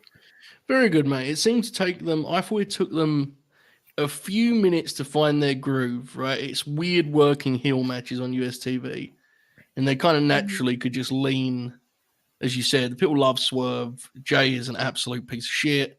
It's a natural, you can kind of adjust that way, and they did. And by the end, it really just felt like Swerve was a babyface.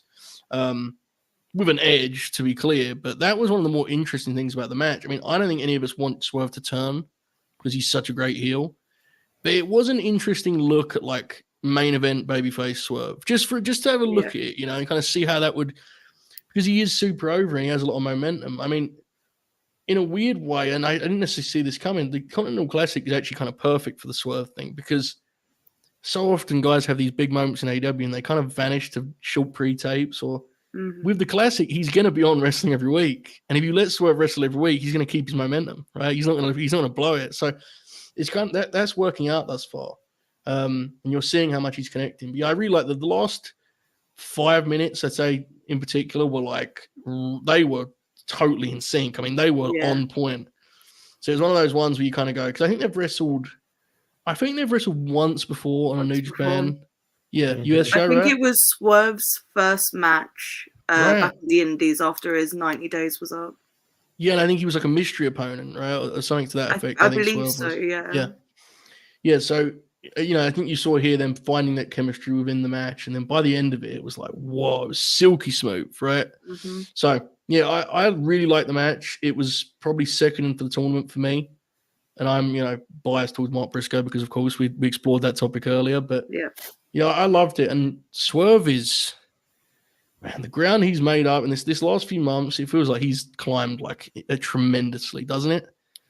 Absolutely. Before the Hangman feud, he was on that list of guys where it's like we're waiting to see if they get a shot to make it to the main event stage, and he leaves that feud, and it's like, oh, he didn't need to be going. I mean, he's almost there, right? He's pretty much ready to win the world title. I think he is anyway. I think he's, to me, he's a massive priority for that belt next year. So I really like the match.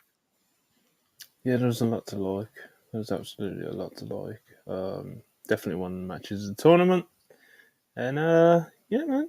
Swerve, as his you promo two, as well after the show was really good. so that's what I was get to the promos. The Swerve promo, of course, he did mention that in said promo that Jay White was his first match after his 90 days. He was like, I was out of shape, etc., and Jay White beat me fair and square on that night. That rules. I didn't say that. That's awesome. It's really good promo. A lot of people kind of like a lot of people have been hyping up a lot of these exclusive promos today, so it's kind of been in the shuffle of it, but. Last week, people went crazy for Swerve's promo. Like the beat, can you hear the noise? I liked it, but I thought this one was like substantially better. He just kind of talked about his momentum and stuff like that. But so yeah, he's if you haven't seen it yet, Swerve's post-match backstage promo after this win is definitely worth catching up on. You seen the Moxley one? Yes, I watched that. I haven't seen the Moxley one. He's just, I mean, we've said about it before of him as promos, right? That dude is like unbelievably prolific. Good. He is prolific's the word, mate. Like he always has content and ideas, and his delivery is always on point. He's just a great promo guy. Great promo guy. To the point where at times in AEW, especially as like he hasn't even really had anything to talk about, but he's still a great promo because that's what he does, right? So yeah. It's good. What I've seen of those promos, there's, and I know they're showing some of them on TV, so I'm not doing the bit of like, should be on TV, bro. But to me, it's bigger than that. I think it gives you a glance of like, that's the AEW that I would like to just beat the show, to be honest. Yes. And I know you need variety, I get it. But if you just do it up to me, there's a grit to that kind of content, There's something real and personal about it. And if you want to be different to the other show, they will never have promos like on TV. Like they just don't do TV like that, and there's nothing wrong with that. But to me, that's the AEW I love personally. At least we're getting it now. That's the most important thing, right? Even if it's not the whole show, we're getting it. So I like it. Yeah, at least it's there. Exactly, even if you have to seek it out and go on the AEW Twitter page and do it, at least it's there. Yeah. That Max promo should absolutely get chopped up for fucking Collision or something. I think that was like that was like. Tremendous. At one point, he's got like tears in his eyes and shit. Like it's just fucking. It's just real, Charlie. It's just real, It's the game, Absolutely. It's. I don't know, Charlie. Did you see the Moxley one? No, I didn't. I need to watch that one. The only ones I saw were might have only been the Swerve one though. No, the Swerve and the Jay White ones were the only ones. Yeah, the Swerve one, of course, the Swerve and Moxley ones, of course, were kind of like the standout ones. The White promo, of course, White's just like a good promo, and especially when he's kind of like Charlie mentioned, when he's kind of like weaving in kind of like this psychotic, like he's just losing it, He's not quite frothing at the mouth yet, but we'll get there. Yeah, eventually. And apparently, I haven't actually seen this one, but apparently Jay Lethal cut a good promo as well. So I haven't seen that one either. Wrestling promos. Wrestlers are good at cutting wrestling promos. They're much better at that than doing, Saturday Night Live sketches. It's not. Seriously, like I know it's spiteful, it's true. It's true. Sometimes we've lost the plot with this stuff, Like even guys who aren't great promos, if you let them just be passionate about what they do, it'll be better than them trying to act. Yeah. Talk. What do you feel? Be real and cut a wrestling promo. Mm-hmm. It works more times than not. Yeah, a lot of good stuff with this AEW Dynamite. I thought it was a very good show, to be honest. It's really cool, especially like coming out of last week's Dynamite, which a lot of people just thought was like terrible. And to be honest, we reviewed it, and I'm sure you can kind of find many takes similar to that throughout that review from last week. But it's kind of the story of AEW, isn't it? It's so over. We're back. The ups and downs, the inconsistency, the momentum being up and down. Like that has been the story of AEW in 2023, to be honest, in a nutshell. But of course, with inconsistency comes multiple ups, like last night, but also multiple downs, like last week. And some downs are worse than others. last week felt like really low, especially like the low that they got with like I think there was like a bad Dynamite when Ric Flair was announced or some shit. Like, do you know what I mean? Like that was a really bad low as well. But you know, then you'll get the up of All In and All Out, and Wrestle Dream will be really good pay-per-views, and then an episode like this Dynamite where it's like, quote, the word that's been everyone saying now, the feeling's back. I don't think it happens overnight. I think it would be a bit early to say that the feeling's back, but it's definitely a step in the right direction. But yeah, that's like I said, Joe, it's kind of been the story of AEW this year, hasn't it?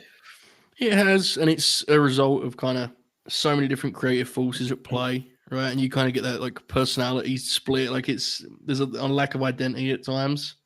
I thought this show, what wasn't encouraging to me was that the matches were good, because when you have talent this caliber, they'll always be good. The positive sign here that I really hope is a thing we can rely on. It felt a lot more tonally together. There were still some elements of quirkiness that we covered, and that was wrestling. It's never going to be, you know, like completely straight-laced. That's fine. But I did think this show, especially that first block of it when they had the two classic matches, it was like this show feels a lot more together than it has in recent weeks. AEW Dynamite, there's always something good on it because the wrestlers are great. But this felt more cohesive to me. And I think that's important when you're watching a whole show. You know, like that's 100%. why I struggled before. Like, when we, you know, in all seriousness, when we were doing this 3 months back, like I thought it was good stuff on the show, but I just found it to be like dizzying. It's like Very. You know, this I thought was very, and a big part of that was Max cut a wrestling promo, and he's great at that. So he added to the show. Christian stuff is always a little bit more shtick heavy, but he's Christian and he can pull it off. So you let him do his thing, right? You can still have variety. AEW always had variety. It just felt more to me like one show.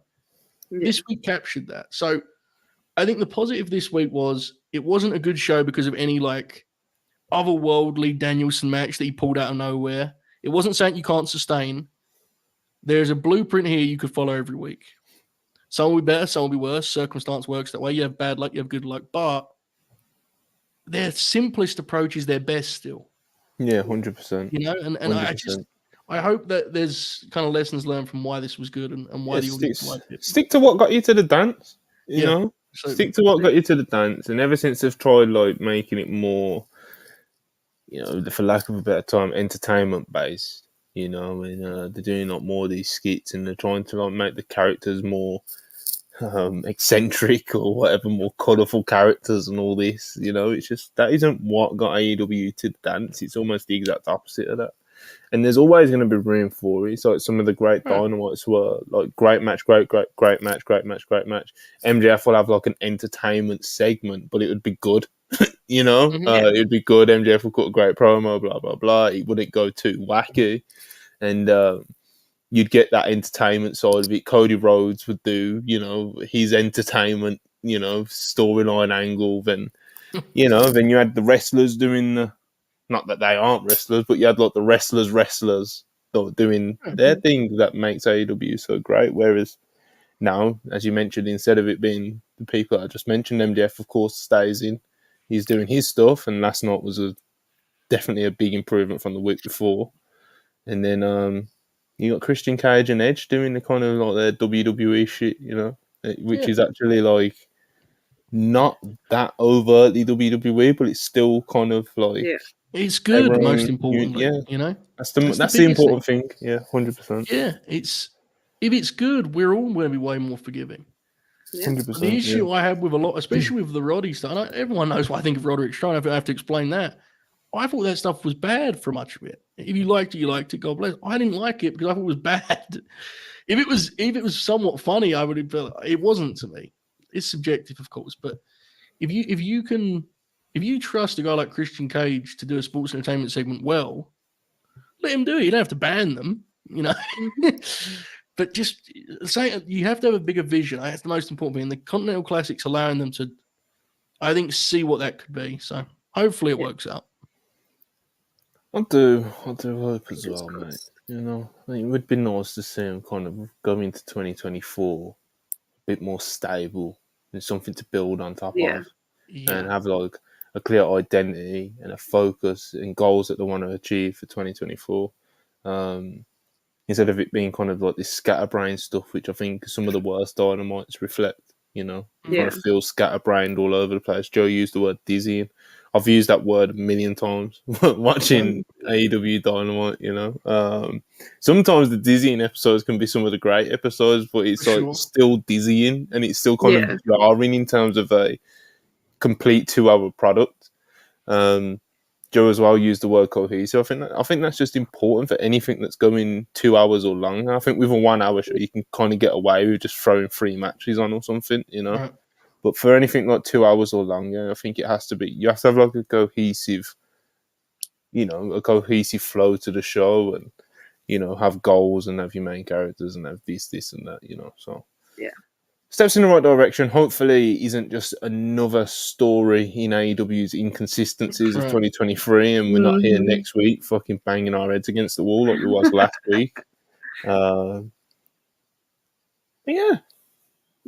I wasn't dreading reviewing it. I don't dread reviewing shit Dynamites. It's just kind of like I'm not like just like, oh, here we go again, you know. Yeah.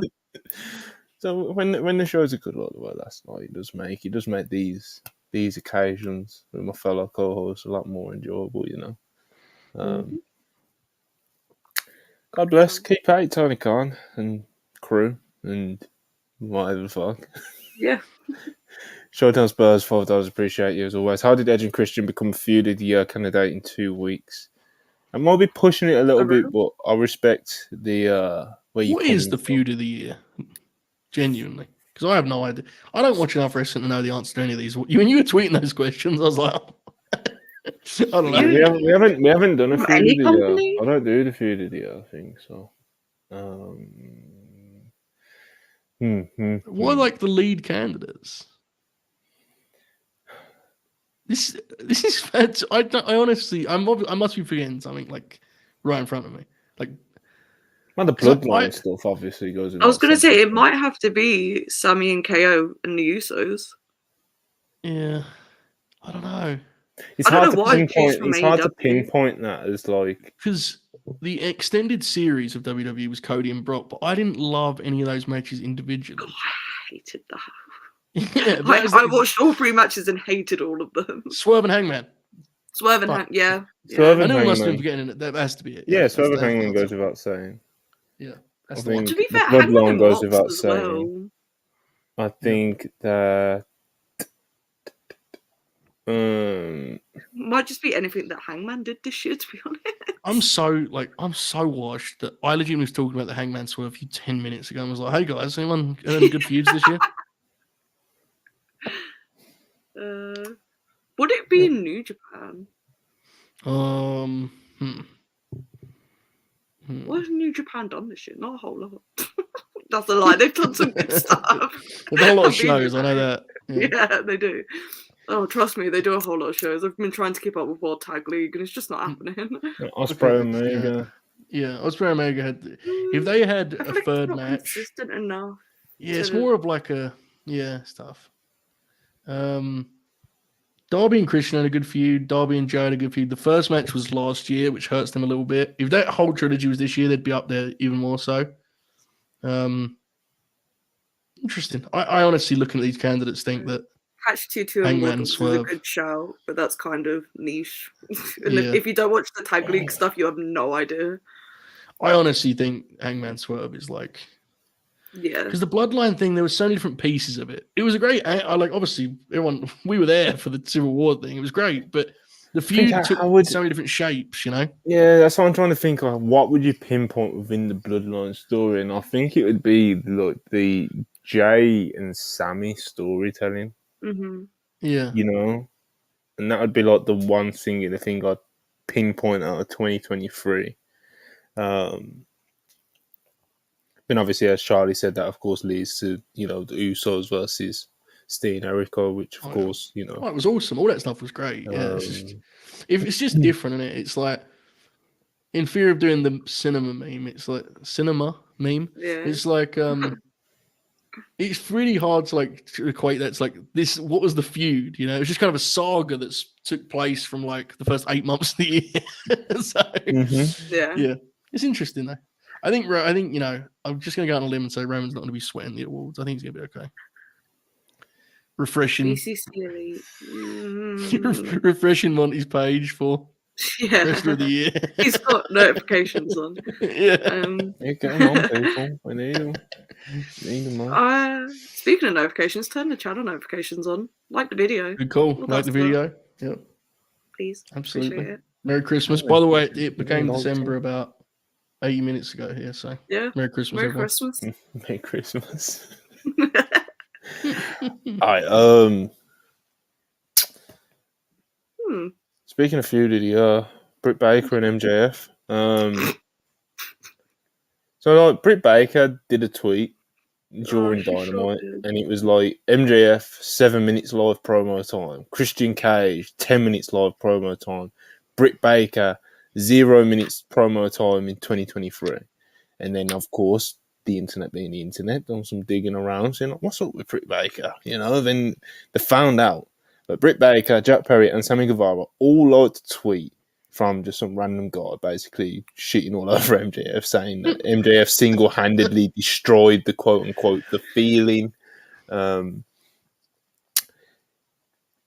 Interesting stuff, Joe, but you know, AEW talent, they kind of just let loose on Twitter whenever they want, you know, and I think it's pretty obvious that someone will. You would expect someone's going to say something to Britt about that tweet, especially considering all the discourse that has came out of it, and it's kind of been a conversation throughout the day on Twitter.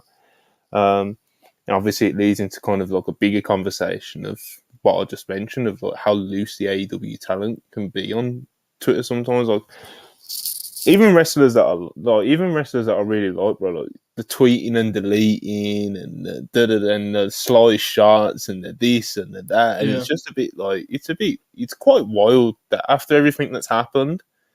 And I'm not going to sit here and do the whole well, CM Punk's gone now and the problems are still happening. I thought it was all CM Punk when, you know, we were saying from the longest, you know, that obviously wasn't the case. You know, CM Punk, of course, came with his issues, and there were very legitimate, valid issues that, of course, obviously led to him getting fired from the company. But, you know, there's deeper, fundamental issues when it comes to shit like this, and it seems to be happening again. And it seems like MJF isn't super popular with some of the other talent at the moment, but just based off the Twitter logs, just those three names, Britt Baker, Jack Perry, and Sammy Guevara, I don't think MJF will be sweating it too much. I don't think he's worried. Yeah. Not exactly the three angels of the AEW locker room, if rumours and talk is to be believed. So before we go any further, like tweets is not really, to me, it's like whatever. I mean, it's kind of lame or whatever, you know. The Brit tweet is, firstly, she chose the wrong week to do it because Max has cut many bad promos that she could have latched onto to do this. And it's like, I'm never going to police people for not being liking their creative, but at the same time, I've got to be totally honest in saying that there may not be three people I'm less ready to hear that conversation about than these three. Is that fair? Probably not. But like, Britt Baker, Jack Perry, and Sammy Guevara are not three people that I'm ready to be talking about how they've been, you know, about how they've been shunned by all Elite Wrestling. And again, Jack and Sammy just like the tweet, whatever. But yeah, it's dumb. It doesn't really achieve anything.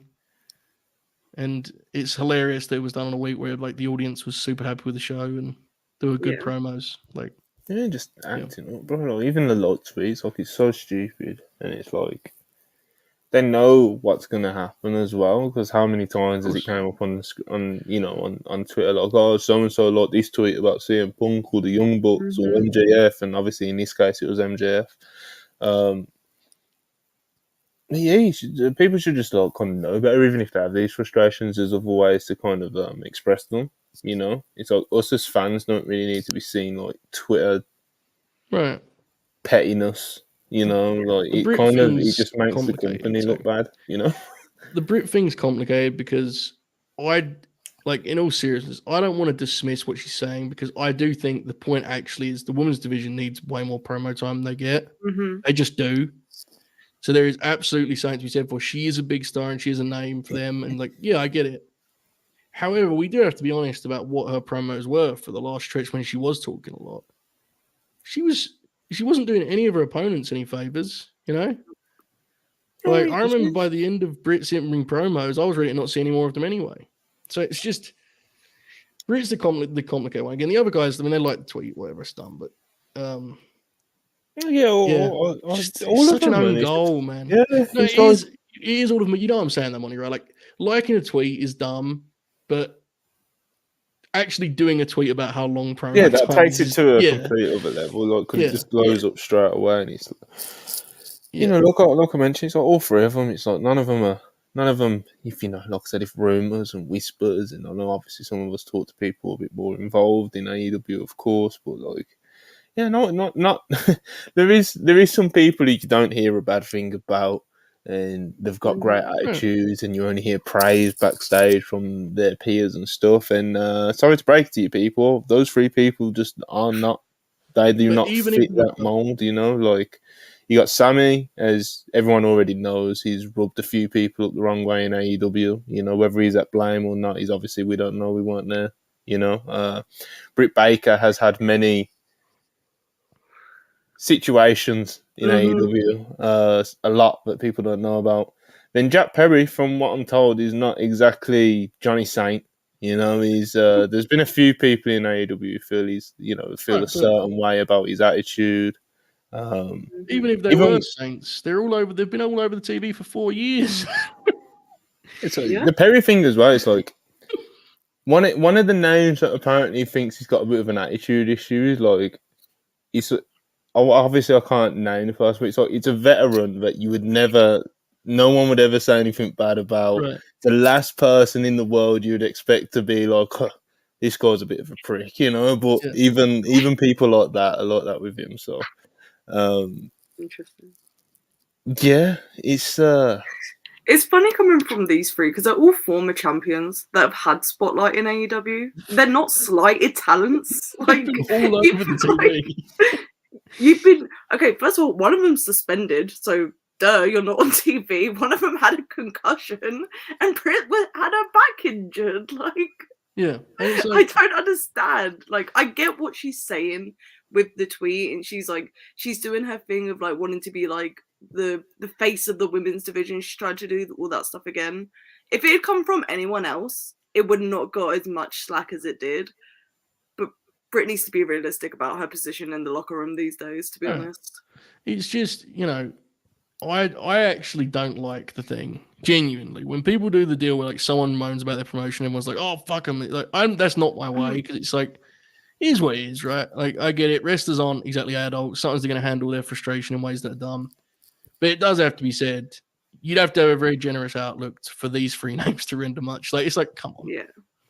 You know, Sammy and Jack were in a title program this year that they absolutely, I mean, they got that gig purely because they were called Pillars 4 years ago. Mm-hmm. You know, that was crazy. We were reviewing it at the time. It was fucking insane. Yeah, it was. You know? It was. Yeah, it's something like you said, it's not exactly free slighted talents, is it? But which isn't $5, appreciate you. How did this so-called news come up about Warner Media maybe trying to get Raw? I hope not, because God help us for the social media reaction. Okay. For those who don't know, as far as I'm aware, as somebody who likes to think of themselves as a news aggregator, I think this is what I can make out. A wrestling account called like Wrestling World or something, who like I've never heard of them like doing scoops or anything. Like, I'm not trying to take a shot at them or anything like that, but it's like a small account, you know, and they tweeted like some scoop out, and it was like you know, the rights deals are going to be, you know, announced in early 2024 for WWE, Raw, etc., etc. Then in like the second half of the tweet, it was like the top 3 candidates are, and it was like number 1, Warner Brothers Discovery, number 2, something else, number 3, something else. And then someone replied to it, like, at Dave Meltzer, is this true? And Dave was like, yes, the deals are going to be announced in early 2024, most people suspect. And I don't think Dave read the whole tweet, where it's calling Warner Brothers Discovery like the leading contender for it. That's just my assumption. Obviously, I don't know if Dave read the whole tweet or not, but judging off his reply, mentioning the first half of the tweet and not the second half of it, and the way that Twitter is, like when you quote tweet something, it doesn't show like the whole thing, or reply to something, it don't show the whole thing. It doesn't show the whole thing. It doesn't show the whole thing. It doesn't show the whole thing. It doesn't show like the whole thing, or reply to something, it doesn't show like the whole thing. It doesn't show like the whole thing. So that's my assumption. Obviously, a few of the, I think Cultaholic done like a story on it, like done an article on it. Like Dave has said this and da.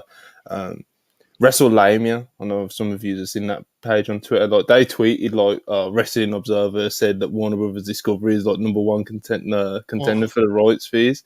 I DM'd him because I didn't want to do the thing where it's like reply or quote tweet him to get likes and be like, "This is fake, bro." You know, I DM'd him and just like, "Yeah, Dave didn't say this on Observer Radio," and he deleted it, and he ended up. I think he just aggregated the original person who said that fucking Warner Brothers was leading ahead, but.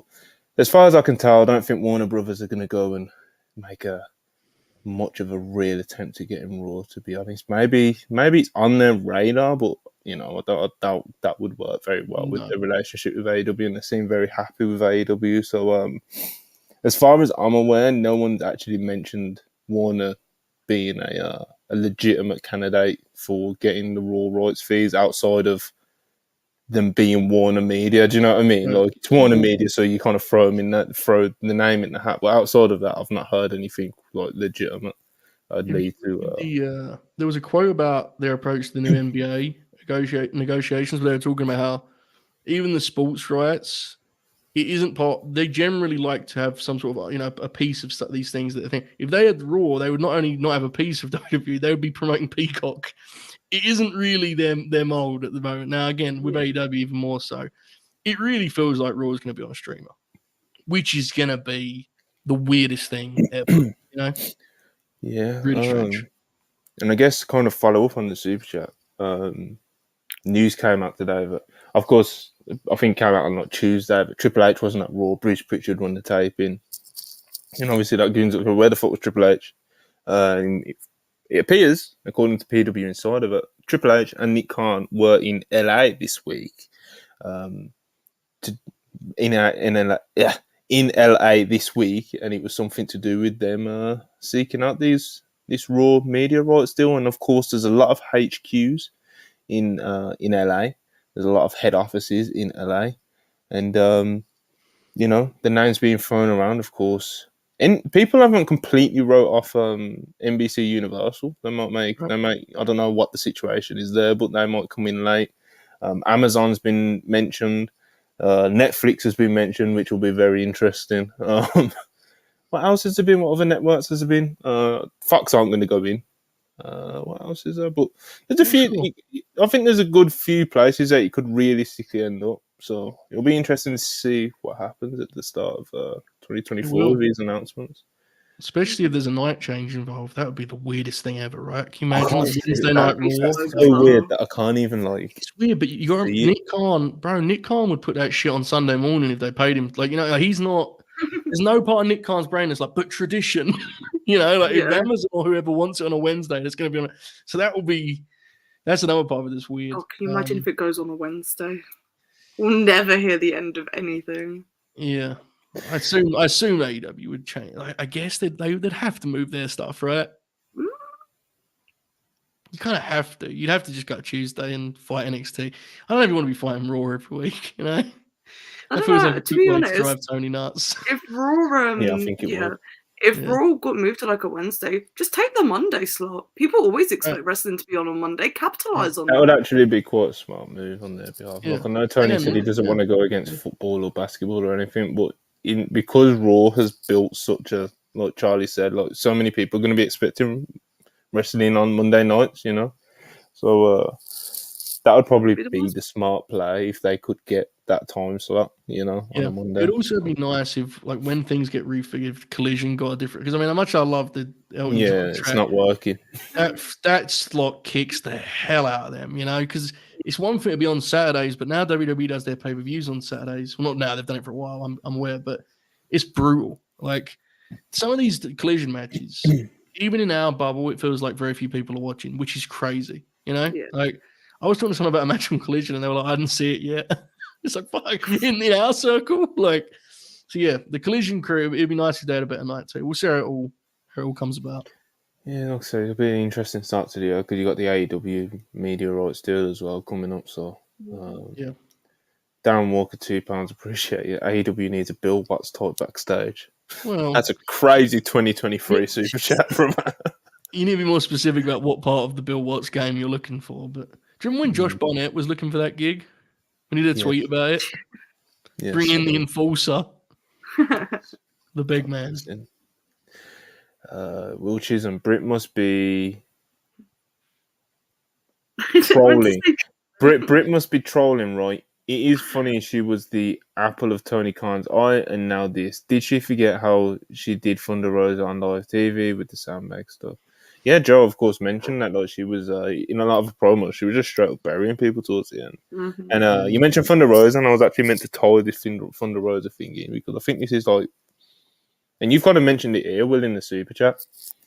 Like, isn't it wild that like once upon a time, Britt Baker and Thunder Rosa, like you think back to like that cage match, you know, and you look at them like these are the women that are going to be like if there's going to be an AEW Hall of Fame one day, like these will be the first women in it. They're going to be prominently featured figures for the next few years of AEW's women's division. Fast forward to late 2023, Britt Baker's bitching on Twitter, and Thunder Rosa's been cleared for months, and she's been nowhere to be seen. It's fucking crazy, bro. Like, just to think of it from that point of view, regardless of what you think of Britt as a talent or skill set was, same with Thunder Rosa, but to just think of it like that is insane that can even happen, you know? Because AEW invested a lot into those two women, and, you know, fuck it with the cliche, they put a lot of blood, sweat, and tears into this, into AEW. Literally, they bled all over each other multiple times. It's just fascinating that all of that is completely, pretty much irrelevant. The Thunder Rosa thing, especially, is fucking crazy, bro. Like, she was reportedly she's been cleared for literally months now. Zero creative for her, even though she's been out for this long. And when she went out, she was the champion that was never defeated. Like, how does this happen? I don't get it. So it's fucking insane, isn't it, Joe? It's baffling, yeah, especially because Rosa's like, obviously we got lots of reports, but the last thing that Rosa actually did on TV was give up her world title. Yeah, it's unbelievable. Like all the people that have come back in the meantime, you know, like it's very strange. I actually like the Thunder Rosa thing. I think it's like a little bit of a bummer because while she wasn't good at the end of her run, she had her moments over those that couple year stretch, like the NWA stuff and then into AEW, where it was like she felt like a big player. It's a shame, really. I mean, it's weird how it's worked out. I don't really have any understanding of how we've got here, to be honest. And it's you know, and I don't think any of us are saying it as like a tragedy or anything. I do think it's a shame Rosa's not been given something to do. It's more just to your point, Monty. It's more just weird, right? Yeah, the Rosa thing, like I actually am like a legitimate, like quite a big fan of Rosa, and I thought like the way that she was kind of attacked in ways like in terms of like perception when like a lot of people were like talking shit about her, taking sly shots on social media, stuff like that, when she was like out and couldn't have like much of, because she don't use the social media much anymore either, so it's like you could imagine that she didn't feel like she had much of an outlet to clap back at some of these accusations. And if you guys remember correctly, in like one of the interviews, she did kind of clap back at Tony Storm when Tony Storm was trying to insinuate that at one of the AEW post pay-per-view media scrums, and like Tony Storm was kind of like implying that Thunder Rosa wasn't really injured or some shit like that, because like that was one of the things going around about Rosa, which was evidently bullshit because she was injured. She didn't get cleared for like a year. And I remember Thunder Rosa did like an interview, and she kind of like clapped back at a few of like those narratives that were going around. That whole thing was sad, man. That was very messy. Yeah. Very messy. I'm a big fan of Rosa. Now. And as far as Britt Baker goes, not the biggest fan of her, but she was once upon a time clearly the biggest star in that women's division. She's obviously a strong promo, especially when she wants to be. And it's just wild to see where she is now on Twitter, bitching about the world champion who's fucking like 5 years younger than her or something. Yeah. Do you know what I mean? Just because she hasn't got a live TV promo time. So I don't know. Wild. It's wild. Ibu's in the live chat, so everyone say hi to him. God bless. Yes. Wilchism, it feels like Punk tried to bring Thunder Rosa back when he was booking and we haven't heard anything. That might be the reason behind like the whole Tony Khan office thing. Yeah. You know, because CM Punk was a big fan of Thunder Rosa and did want. He wanted a Fina on Collision as well. There was a few women that he wanted on Collision that he wanted to, that he wanted to like spotlight more and fucking do some cool stuff with, So obviously some of it didn't happen, did it? No, it did not.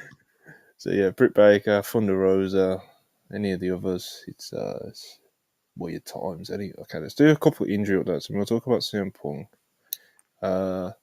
Bandito's wrist, apparently he had to have another surgery on his wrist because resulting from the previous surgery that he had on his wrist, which we was all expecting him back from, his bone didn't heal properly. So that's super unfortunate because, he hasn't really had a chance to make a real splash in AEW. He's made great impressions, but he hasn't had a chance to like really do anything of any substance. Which is a shame. Like I know a lot of people, myself included, wanted him in his Continental Classic because obviously, like I just mentioned, like the impression was that he was expected to be back pretty soon, but clearly not. Obviously he's going to be out for a little bit longer. Not sure how long. Wrist injuries, hand injuries are always quite weird, aren't they, Joe? Yeah, absolutely. He's like the amount of potential that dude has. He's really not even scratched the surface, and it's just you want to get him back rolling in the game, right? And to me, I know Charlie, you mentioned before we went live, you talked about right, like being kind of bummed out about Bandito. So yeah, I was very bummed out when I saw the report earlier that he's going to be out even longer because he's such a good luchador and he never really got the chance to like fully show it in AEW. He's going to be so like over when he comes. He already was kind of over, but like when he comes back and really gets the ball rolling, he's going to be one to watch in AEW. So hope that he recovers well this time from this surgery and he can get back in the new year, man. I miss watching Bandito wrestle. Yeah, he's great. Sammy Guevara, obviously, congratulations to him and Tay Mello for having their first child. Beautiful stuff there. But also, Sammy Guevara apparently is cleared to return to action, according to Dave Meltzer on Wrestling Observer Radio. He was cleared like last week or something, but of course, he stayed home with his pregnant girlfriend, wife. They're married, engaged, married. Okay. I only know they're married because I just remember a video of Tony Khan at the wedding. That's the only reason I remember them. One of the most incredible Tony Khan appearances ever. An amazing video, legitimately. But yeah, congratulations to them, of course, and good news on Sammy Guevara's part because, of course, he's now been cleared. And in a very interesting, I guess, injury health update, Serena Deeb revealed in a video that she uploaded to Instagram that she suffered a series of 3 unprovoked seizures since last October, and for the longest time couldn't actually figure out what was going on with her. She was getting tests, she was speaking to people, and just couldn't figure out what was happening. She said being out of the ring was really like mentally challenging for her, really tough time for her, etc., etc. And of course, just the general what was going on with her health was really like worrying. She said she never realised how many people in the world deal with seizures, and she has a lot of empathy for them. But the good news is, and the news why she is making the video, is that she has she's been seeing a I can't get my words out, John. Neurologist. It's tough. You do a lot of reading on these shows, bro. The good news is that she's been seeing her neurologist recently and told her that she is now He told her that she is now recovered, and she says that she is now healthy and officially cleared to wrestle. There we go. Got there in the end. Great news. Great. That's scary stuff, man. Very scary stuff. Very, very scary stuff. Tremendous pro wrestler, and even beyond that, just on a human level, I'm just glad that the things are getting better. That's crazy. Stuff like that's always a reminder when we do what we do of like there are some stories of where people are and absences that we don't know, and there's good reason for that. And you do have to sometimes, like it's easy to sit here in like June and be like, where is Serena Deeb? But she had much bigger concerns than what her next TV match was, right? So all the best. Absolutely. Good news. And I don't know, Joe, fill some dead air while I'm looking for something, please. Man. Okay. Charlie, are you excited for Christmas? I'm very excited. I have a Hawaiian super shirt on. excited for Christmas. Yeah. When do you I start? do love Like, Christmas. when's your date where you start getting ready? Like, are you a December person or do you start before that? I'm interested. Me personally, I've already been in the Christmas mood. I bought a Christmas jumper today. I actually do. But for my family as a whole, we don't put our Christmas tree up until next weekend. So the house yet isn't in a very Christmassy mood. But my Christmas playlists have come out. Yeah. I've started listening to the music. Can't avoid it. I just love it. It's best I've adjusted. In recent years, I've adjusted to November 25th being my entry. You know, I have a full month to run up to it. Yeah. You know, I like to warm up. Full 30 days. Yeah. See, I started really early for the last couple of years because being at uni, I'll put my tree up in November because I go home in the middle of December. There was no point putting it up in December. You gotta make the most of it, you know. So I'd have it I had it up in the podcast all of November last year. Like a pro. Good stuff. Real pros. Will Chisholm, $4, appreciate you. Her tweet wouldn't look as bad if she said the women's division, not just her. P.S. Punk may get his stone cold, man. I don't know. I think the tweet would look pretty bad anyway. Taking shots at two of the main talents on the show lately. But yeah, either way, not great, is it? P.S. Punk may get his stone cold match. Yeah, we're going to get into that, brother. Appreciate you. Hush, $2. What did Max do to trigger those bozos? I think a lot of it is rooted in jealousy, to be honest. Oh, and that's yeah. It's not when Manny tweets about me. Yeah, that piece of shit. Yeah. Speaking of which, let's scale it. The Ric Flair promo on Rampage. Like I said earlier, apparently he cut this really long promo. He's in the ring with Sting, and of course, the big quote coming out of it is that Ric Flair said something along the lines. Of course, we've only been able to get quotes of people who were there and stuff like that, and I've heard it. But apparently, he said something along the lines of all the women who are 18 to 28 with no boyfriends, no husbands, meet me at the hotel room. Showing a complete lack of awareness of of course it is. It's fucking Ric Flair. How many times has he shown a lack of awareness? Self-awareness. Of course, with everything, this isn't cool to say anyway. Obviously, it comes off quite perverted and creepy anyway. But it's just coming from him with all the kind of negativity surrounding him coming into the promotion, and even just that negativity itself in a vacuum. Even if he wasn't coming into AEW, him saying such a thing is just so wild. And Charlie mentioned on Twitter earlier that you would hope that there is at least some sort of disciplinary action for him for that, because even if it doesn't, even though it was a Rampage taping, and you would assume at least that he gets fucking cut out of there. Maybe Ric Flair and Sting do say a couple words on Rampage, but you'd assume that that creepy line kind of just gets cut out of there. But yeah, man, Ric Flair, even if you want to give him the benefit of the doubt, which I wouldn't entirely recommend with some of the things going against him, even giving him the benefit of the doubt here is just he just makes it harder and harder and harder for people that do try and give him a chance, don't he, Joe? Yeah, he's a child, man. He's never he never takes responsibility for anything, and he never has to, because wrestling promoters always bail him out. So he just continues to be Ric Flair to the point where it's actively embarrassing. But it'll never change because he got given a contract at 74 years old just because. So it's again, I said earlier, you can't, if you're one of the people that was involved in that decision, you cannot under any circumstances tell me you're surprised today. He's the most, when he was on WWE TV, he would say weird shit, and they micromanage every word. That's who he is. He always he has no awareness of what he can and can't say. He makes no attempt to take responsibility for who he's been and the mistake. He's just a child. You just enable him and let him talk on TV. That's what he's gonna do. He's gonna embarrass you. So yeah, like I said, even still, even with everything that's gone against him, even as recently, it's even if you're one of the people who if you're Tony Khan, like, if you're Tony Khan, you want to give him the benefit of the doubt, even against your better judgment and against what I'm sure a few people have advised you. And I know wrestlers are wrestlers, and I'm sure half the locker room are probably popping for the idea of him coming in. But even if you're like a Tony Khan type who has tried to give him the benefit of the doubt, which, like I said many times, I wouldn't recommend doing. But even if you have, he just makes it impossible for you with things like fucking last night, you know. And it's just. You know, it's just enabling. You know, it's just kind of, it's just not cool, man. It's not. You know, I don't want to spend too much on it, Charlie. I don't know if you want to throw anything in, but it's just.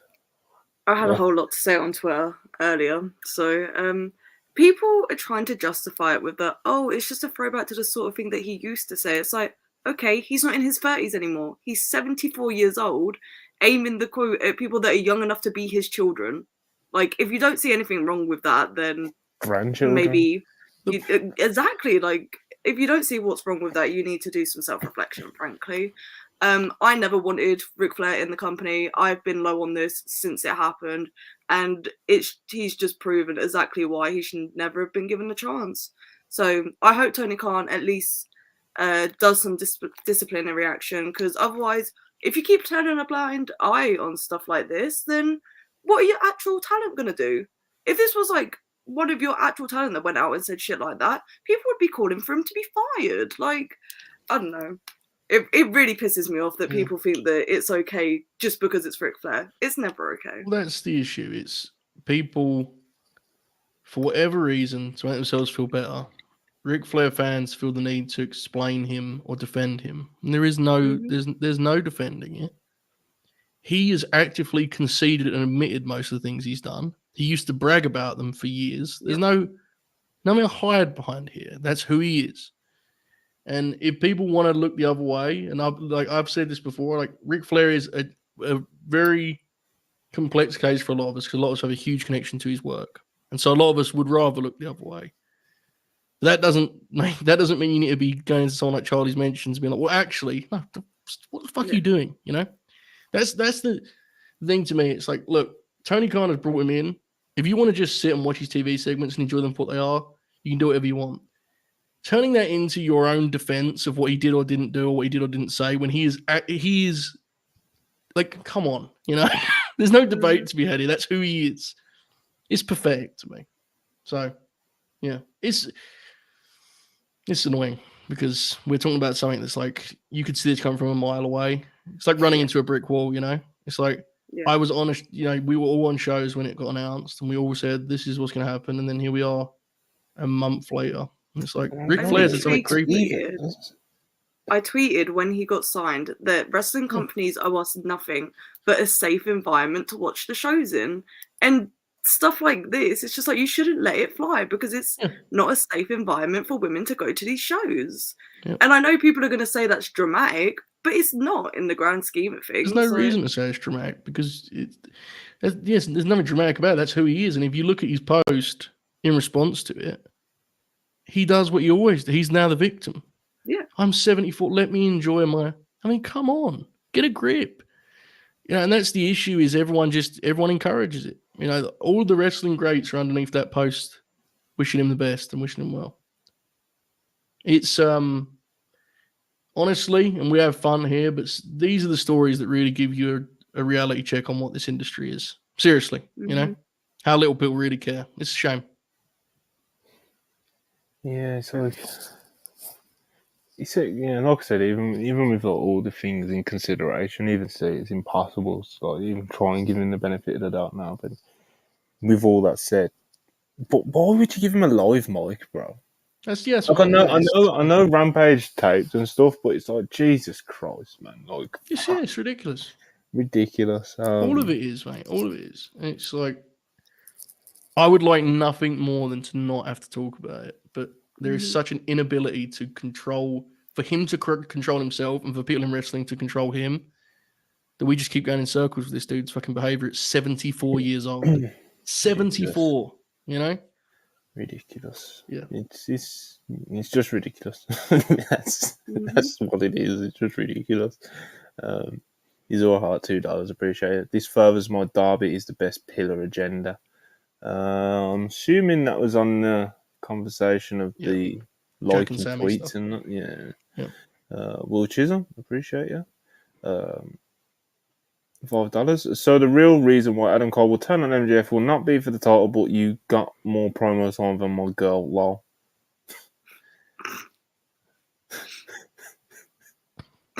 Grilled is incredible, by the way. 6-star, 199. Appreciate you as always. Much love to 6-star. Traditional Joe Hulbert brought the feeling back. He's the man. He's the fucking man. You know what can I say? Talking about bringing the feeling back. CM Punk. He brought back a lot of feelings this week. I had like a crisis. Promo. Charlie, I swear to you, I was like riding a wave. I felt like I was on drugs for like 2 days after he debuted. And with a 5-minute promo, I was over. I'm done. Are you already done with Raw? It was unbelievable. Honestly, going through that with like the circle of us that care about Punk, because those that don't, I get it, but like some of us still, it was incredible. And then when we all got some sleep, we all came back better for it and was like, okay, we can reset. Steve Austin, you know. But that Monday night promo was a moment. We all experienced that, and it was like, wow, what a night. Yeah, it was an interesting promo. Absolutely. I was asleep and woke up to some very, very funny tweets. I'm very jealous because, yeah, it was a mess out there. Anyway, obviously it's CM Punk's first week in WWE, so there's been quite a few updates, pretty much daily lately with CM Punk. One of them being that, according to Fightful, higher-ups have told some talent in WWE that CM Punk has a behaviour clause in his contract. Obviously, this has not been confirmed as of yet, but that is what some higher-ups are telling some WWE talent. So it's got to have some weight to it, you know, you'd assume. It'd be a weird thing for the higher-ups to lie to the talent about. But yeah, CM Punk having a behaviour clause in his contract, don't think anyone's surprised. I'm not. It's kind of implied anyway, isn't it? Yeah, it is smart, but it's also kind of like, I mean, it's kind of implied that you try not to like have fist fights and stuff at work, you know? Yeah. Ideally. It's in my WrestlePurists contract. It is. We had to put it in there after the worldwide incident with Manny. It is super silly. Like the headline is incredible, though. Yeah. Man, it makes sense, even if it is like a special clause, you know, or whatever, the Punk clause. 45 years old with a specific clause in his contract. God bless. Did you see? I know you didn't see the promo, Charlie. There was a report on Tuesday, and I don't know you know who had it, but it was like how Punk was backstage. And it was like he was friendly, got on with everyone. It's like it was his first day. Yeah, I did see that. I know he's Punk, but like obviously he's not going to have a fist fight on night one. You know, I mean, give it some time, let him build up to it. Well, you know, he has his.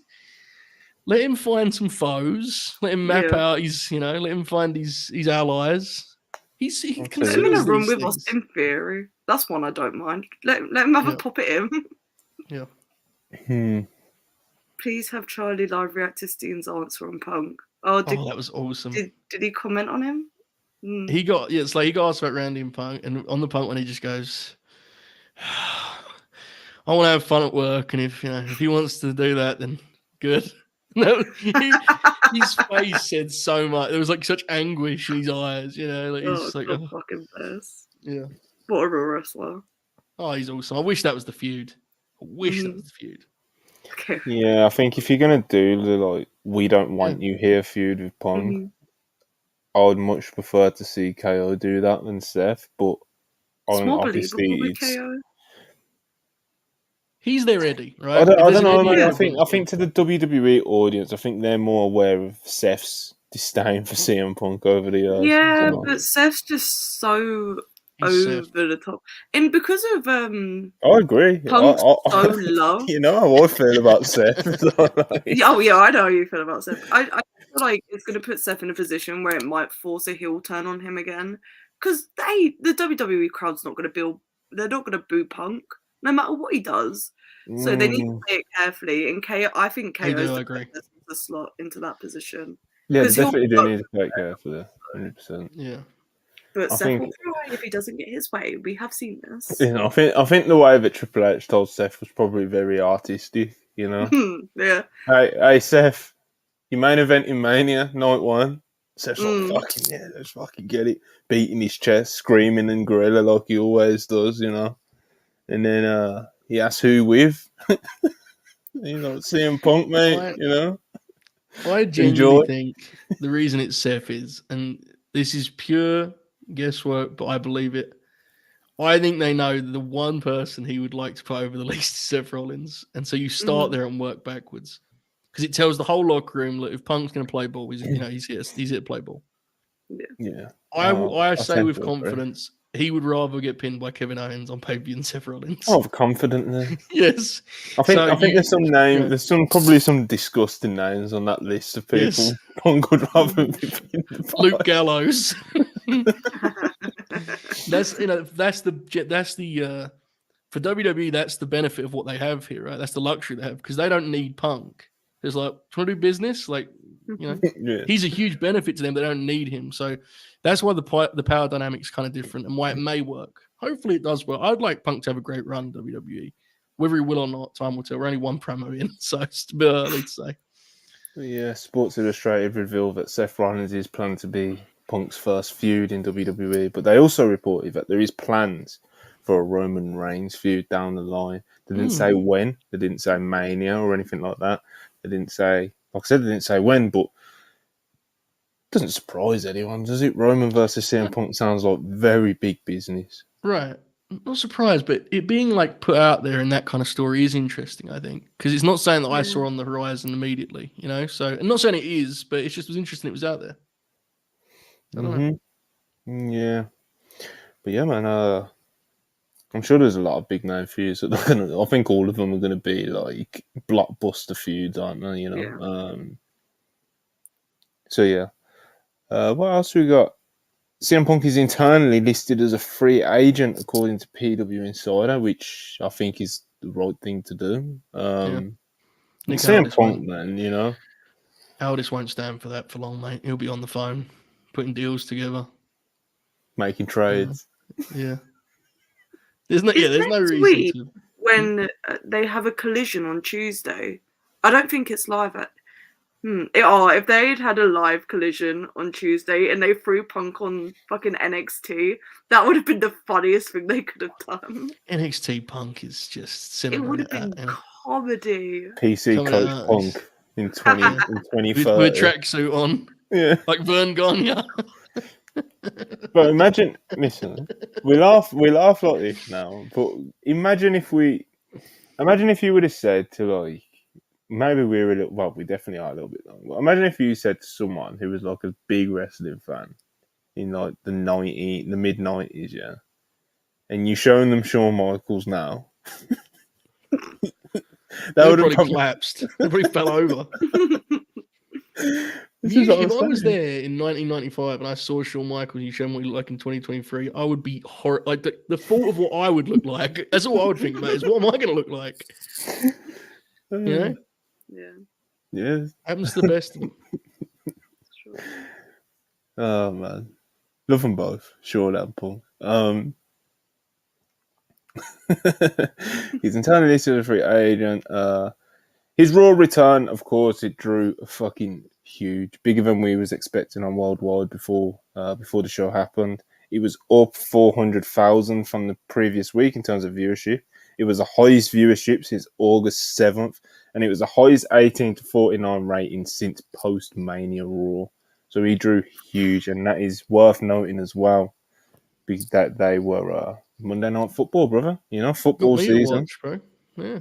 Yeah, man. No. Shame the show weren't any good, really. it genuinely, though, like it really is, you know. Yeah, it's weird, man. Like, because Triple H generally, if you go back and look, post pay-per-view, he does do those kind of reset TVs where he kind of, this was not the week. He should have gone balls to wall with this week. I know they're confident, they feel good about their business, but like, if you'd had a really good show this week, you'd have me convinced that maybe I should give it a try again next week. Mm-hmm. Instead, it was an immediate reminder of like, no, I'm best to just pick out stuff that interests me afterwards. You know, like that was a miss for sure. And Punk's promo being kind of cookie cutter doesn't help either. Because if Punk had said something crazy, it'd have been like, well, at least it was worth the wait. Punk just did like a, first dance kind of reboot. So. Oh, really? Yeah, it was kind of. It wasn't even that, mate. It was. He had some. Joe's being kind. Well, it's weird because when I rewatched it, it's like he had some cute lines that you could tell but the bits between those lines felt like he was kind of just drifting aimlessly. It didn't. I don't know. I was talking to Ibu about it. And I've decided that my kind of like final conclusion on it, because I didn't quite drive myself as insane as he was. Well, I was talking to Ibu about this kind of. I think it was like backstage after he'd done his Raw review with Rob or before, and it was like, at the end of the day, if you just look at it on like a script, like a transcript of what he said, it's an absolutely fine, borderline like good promo for pretty much any returning WWE legend to cut on their first promo back. But it's CM Punk, bro. Yeah, we don't want that from CM Punk. And when you add in the context of what people may have been expecting from CM Punk, what's he gonna say? Look, that was the feeling going into it. What's he gonna say? And he basically just done, as Joe said, a pretty cookie cutter, generic WWE legend returns to Raw. And he was just kind of like, oh. So then you go like, in the context of it being CM Punk and all the situation and lore that revolves around that, it was not the promo to do. But like I said, if you just look at the transcript on a piece of paper and it was fucking Edge or someone, then it's like, but it was just the wrong person saying that, There was also, this is not even about Punk so much as like, there was just something incredibly weird about how much he felt like just part of like their system immediately. Yeah. Because they overproduce their stuff to such like the visual of it, the way they do their lighting for promos. They can't just let someone talk. It has to have like a tin, and it has to. Yeah. And it just felt. To me, the goal with Punk would have been you want him to feel like the opposite of that. You want him to actually feel like a complete outlaw, a renegade, which isn't far from the truth. Let's be honest. In terms of the way that people perceive him, he's a wild man to a lot of the wrestling public. And instead, he immediately felt like just like part of the family. Oh, Joe, you know what we got to talk about as well? What's that, mate? Ibu getting texts like an hour before Raw from people in AEW being like, people in AEW think CM Punk's just going to go scorched earth on AEW, That was legitimate. If someone brought it up, like Ibu said that he was going to say certain things. Ibu didn't say, he said that people in AEW were worried and expected CM Punk to say X, Y, and Z. And obviously he didn't say X, Y, and Z. So it's hilarious to think of like AEW talents and Tony Khan sitting around thinking, fuck, what's he going to say? And he goes out there and he's just like, I'm home. Like, oh my God. God bless. Yeah, it never did. I must say, like, we got kind of swept up in the hype, but it would be very unlike them to have a guy do that promo because their approach is always the stuff outside of WWE doesn't exist. Exactly. Yeah, it's too big. Yeah. They're too big for it. It's too beneath them. But yeah, it was an interesting Monday evening. Elsewhere in CM Punk news, there's more of it, people. Brian Danielson reportedly headed disciplinary committee that eventually fired CM Punk from AEW. This is a Fightful Select report.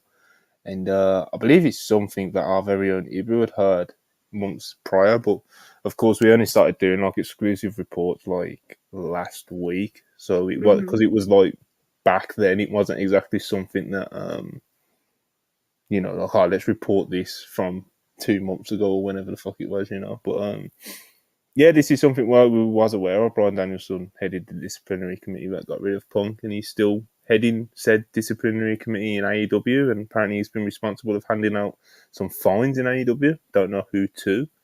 But, Brian Danielson laying down the law, Charlie. God bless. What a real wrestler. If there's anyone in that locker room you want in that role, he's the person. Because he's going to be the most level-headed about it. And the reactions on Twitter yesterday were fucking ridiculous. Like he's not going to give someone, like, in the position he was in with this whole Punk thing, he's not going to turn around and say, well, he's my buddy, so I'm just going to say he should keep his job.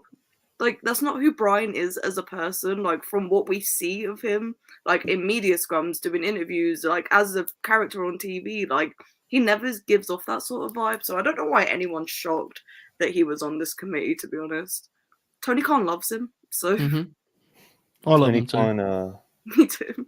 It's very real. I do so. But yeah, Tony Khan thinks so highly of him. You know, I think that's it. I think that's even came out as like even like publicly. I think that's easy to pick up on. Like, I think most recent examples of it would have been when it kind of started getting out at Collision was something that Bryan Danielson would be more involved with creatively and stuff.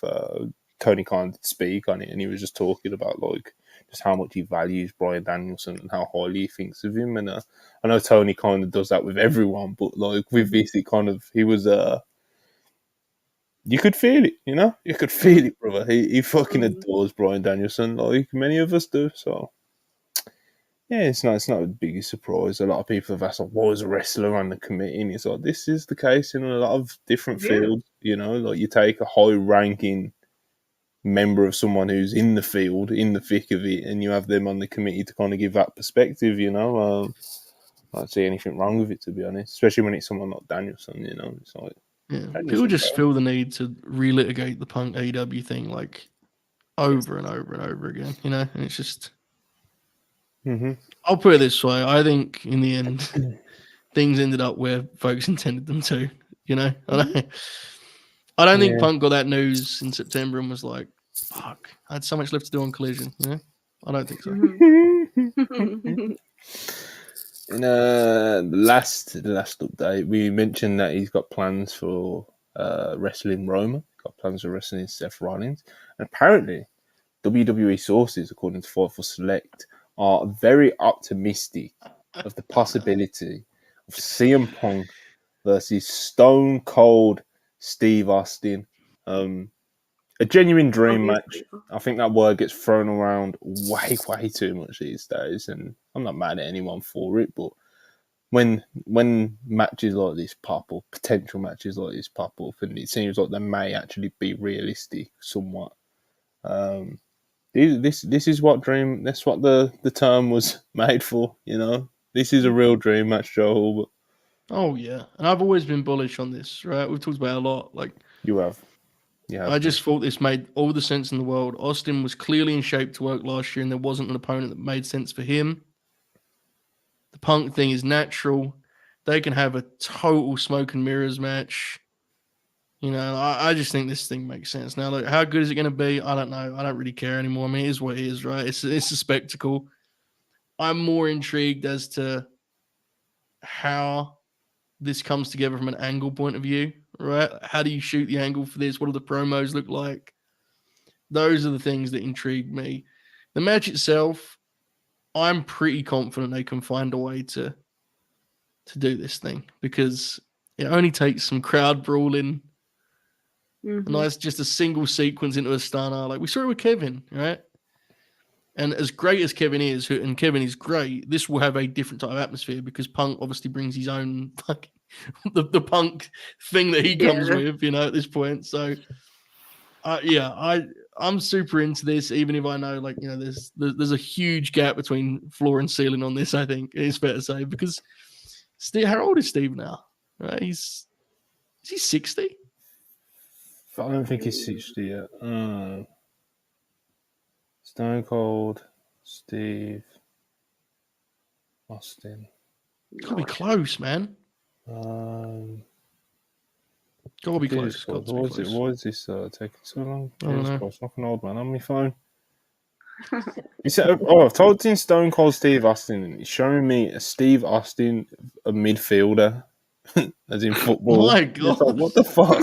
He's 58. 58. He's 58, and Punk is not a spring chicken, right? Fair to say. He's 59 in 2 weeks. Not just over 2 weeks.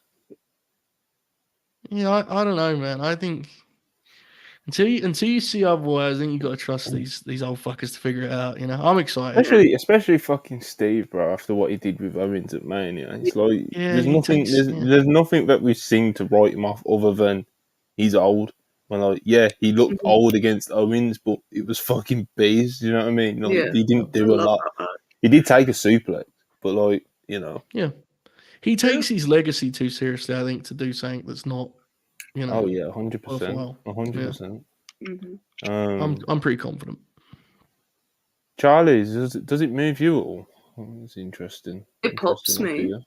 There you go. I would watch it. Yeah, I'd absolutely watch it. Pop me huge. I don't really care what Punk does in WWE for the most part. I don't watch the product. He's not my problem anymore. I don't really care anymore. But there's a few things that would pop me, and a Stone Cold Steve Austin match would pop me. It'd be great. Charlie, would you like to share your take on when you first saw CM Punk debut? No, I'm quite okay with my take on it.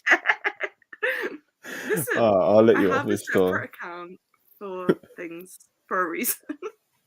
I assume you As I said, celebrated, right? Oh, I did. I was celebrating something. But the people that know, they know. I know. If you know, you know. If you know, you know.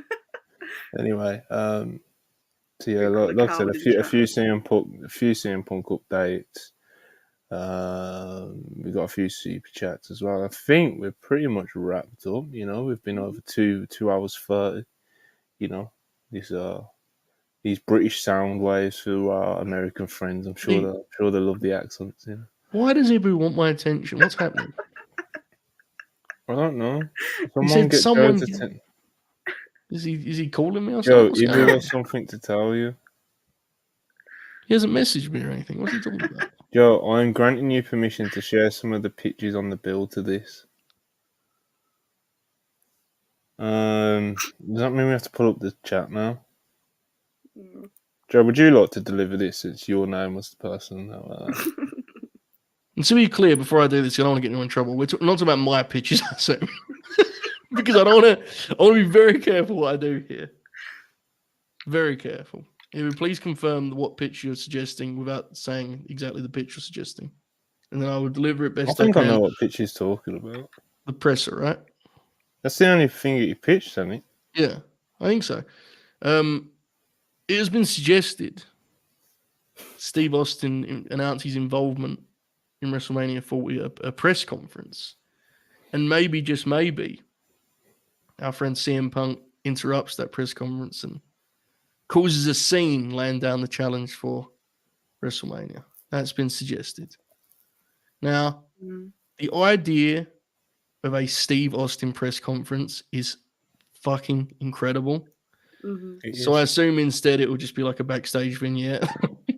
No, I think they have enough pull. I think that may be what they actually settle on. Being an arsehole, of course, my suggestion was that Punk uses this to get out doing a job to Seth. I think that's settled. So yeah, the idea was a press conference, and you know, like it's about Austin saying I'm going to wrestle at WrestleMania 40, and then Punk crashes the scene, which I think would be really cool. And it's different too, right? The setting and such. So yeah, I like it a lot. God bless, man. We'll really be eating. We'll be eating good if we get something like that, you know. I want to be clear because I know like there's different audiences watch the shows, but you know I didn't like Punk's promo match on Monday. I'm totally convinced once he does feuds, it'll be fine. You know, I think we both in that stance, right, Money? Like, I think it'll be fine once he has someone to talk shit to. I think there's like 3 different elements going into why that promo was the way it was, and we don't need to get into it all again because they did the Raw review on Tuesday, and we just kind of talked about it briefly, but I don't know, maybe something after the show, you know. Yes, this on Super Chats, Joe Hulbert. We have Joe Hulbert and Charlie here with the Super Chats. God bless. Hush $2. What happened with Seth Rollins, CM Punk? What's the law? I don't know. I couldn't tell you. Seth was a pretty big fan, and didn't he explain it when he had that interview where he got very mad? Didn't he explain it? I don't know. He did explain it, but it's more just like, it's not like the Kevin Owens, you know, it's not like there's like one incident, you know, it's more so just kind of Obviously now they're all working, but obviously there's probably some real feelings there. But whatever the fuck, it's not like they had a fight at Ring of Honor or anything like that, Will Chisholm $5. Punk versus Roman sounds like. Will, please, brother, proofread. I don't mind the odd typo, but like when like it's split up into 3 words and shit, like you got come on, brother. This is why when I'm trying to read something that makes sense out, I'll get messed up and mumble my words because I'm in the mode of trying to, figure out Will Chisholm's own language. Enough love for Will though. $5. Yeah. Punk versus Roman sounds like a SummerSlam match next year. It is funny how as soon as Cena left, Punk came back. The God said you can't get that rematch.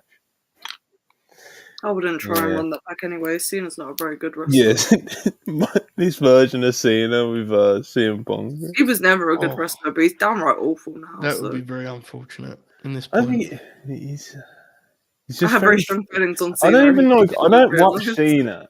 I don't watch Cena and think he's awful, but I just find him incredibly funny. Yeah. The dramatic selling. Everyone just loves him as well, which just kind of adds to the comedy of it. Everyone just fucking loves him, even though he does nothing in there. What a beast. Losing fight 199, appreciate it. Punk versus Ilya on NXT. Punk would not survive that match. God bless. Oh, he'd get some sick kick out of it, then not wrestle again for like 6 months. God bless. I'd like Free Ilya Dragunov from NXT. Yeah, man, definitely. Pierce, $4.99. I think Ric Flair is a legend of the business and should be respected by everyone. Space Mountain, baby. Woo, Joey, much love. Come by the house again soon. That's very nasty to pair those things like that. It's just there's a lot going on there. Yeah. GN, £5, appreciate it. CM Punk's promo was passive-aggressive and hypocritical. He certainly played Ost's promo about Punk being a hypocrite. Seeds were planted. I think that's fair, and I hope it's right. The only reason I'm not going in that direction until it's actively spelled out for me is because there was a lot of that last year before the Hangman thing, and I can't do it again. The whole Double or Nothing build, I was like, this is all very strange. Then I was like, well, yeah, he's turning heel. It's like, he wasn't. So I think you may be correct. I hope you're correct. As we said all along, Punk makes more sense as a heel in WWE because they have so many baby faces. I just, for now, I'm just judging it on face value. I didn't think it was a very good promo. That's all. Bendix and $2. Has Punk got a promo post-brawl out? Yeah, I'd say so. I liked the Collision one. I like the Collision one with the trophy when he's on the outside. That one was really good. I meant the first one he cut. When he had the bag. Oh yeah, of course. Yeah, the bag. Yeah, the counterfeit box and the bag. Yeah. That was pretty good. That was a good promo. Then in terms of just like obviously that's kind of like a layup though, isn't it? Well, we would have thought that on Monday as well, but he only got 6 minutes and fucking it wasn't amazing, but that was kind of a layup as well in that sense. But yeah, I really liked the Owen promo that he got. That was good. Really, really like that. And he's kind of walking around the outside and he's talking to the fans and shit. Like he's special, man.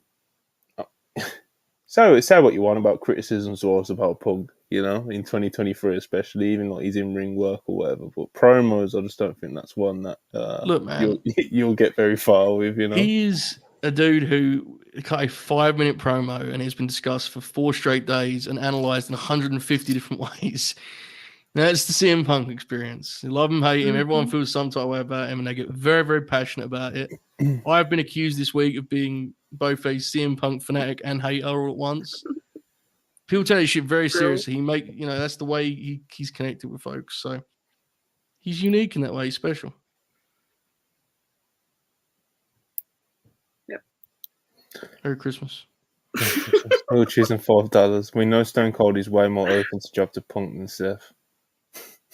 I mean, Stone Cold is not, bro. You could book Francis Ngannou and have him do a cage match, and he's going to win that match. Steve Austin ain't putting no one over. I'll be stunned.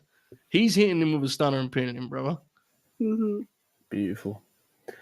Dame 199 appreciate. Garza, Tiger, Driver 98 and WWE TV was crazy. Yeah, they're great recently, man. I really like the That's kind Garzas. of big. They're just really good. Like Angel Garza himself is like just really good. And Humberto Carrillo was he's really came along since when he first showed up on the main roster, and ever since he's turned heel as well, he's really found like a good mode in it. You know, we talked about it a bit more extensively, I think, at the start of the week on Worldwide. Or maybe it was last week. I don't know. We've done a lot of parts recently. Hush $2 appreciated. Who's taking Punk's bookshot or One Winged Angel? I don't think he'll do it. I don't think he'd do it, but it'd probably be Seth, to be honest. Yeah. A One Winged Angel on Kevin Owens would be very funny. Very, very funny. I don't think he'll do that though. I don't think the bookshot Larry. I won't recommend it after the last few we've seen. Not an easy one to land, mate. He struggled. Yeah, so even like Logan Paul does it as kind of one of his signature moves, and it's like even every time he does it, it's not as like smooth or flip. Like Hangman's done it probably 1,000 times. You know, he used to do that move, Money.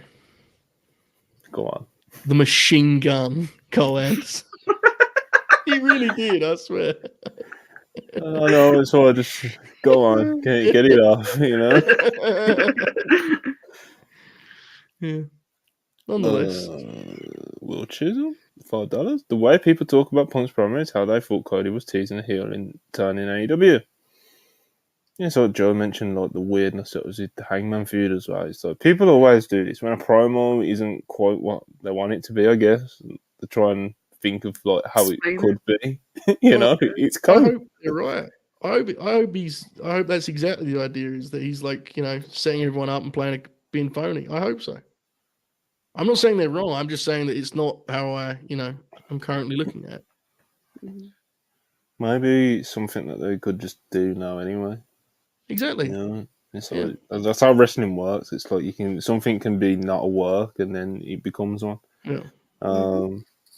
I still think there are more interesting ways. Even if that's the direction, I still think it would have just been more compelling if he just went straight with the juggler and said, fuck Seth Rollins. Yeah. Me personally. Like, the idea of Punk getting a mic and just going completely nuts and, you know. That's what I thought was coming, man. Like, honestly, that's part of the thing that kind of threw me off as well. Because when he was like, everyone's happy to see me, blah, blah, blah, blah, blah.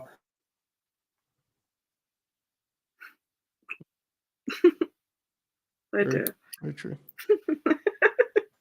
It's a good point. Nice. I fucking froze. He did. My Wi-Fi just cut out. I don't know. Sorry, people. But, yeah, when he was like, you know, everyone's happy to see me, yada, yada, yada, and he's doing all that on home, blah, blah, blah, blah, blah. But when he was like, everyone's happy to see me, well, almost everybody, I thought he was just going to be like, yeah, fuck Seth Rollins, pussy. You know? He would have ruled it. I'll be honest, that show sucked. If he'd have said that, I'd have charged into the streets with a Raw banner and waved it for the rest of the day. You know? Would have been seated for next week. Yeah, like, and if he could have even like directed everything he said just at Ryan's, like he's insecure. Yeah. I'm the best in the world, and I'm going to take the belt off him. You know what I mean? Like, he did hint at, like, to be fair to people that are saying it in the chat, he did hint at those elements, right? When he talked about, you know, some people will never, and he was obviously talking about Seth. So yeah, I would love nothing more for that to be the direction. Either way, the conclusion is, for anyone who's not aware of where I generally stand on this, I think I speak for both Monty and myself. Both of us are pretty confident that, like, you know, this thing's gonna be something we enjoy. So I'm optimistic. He's very good, and I will say, the one thing people haven't considered with this is that he's debuted in like November. Like, they have time to fill before they can start the feud properly. So they should have just had someone interrupt and just do a quick short feud just to fill the time before the Rumble or whatever.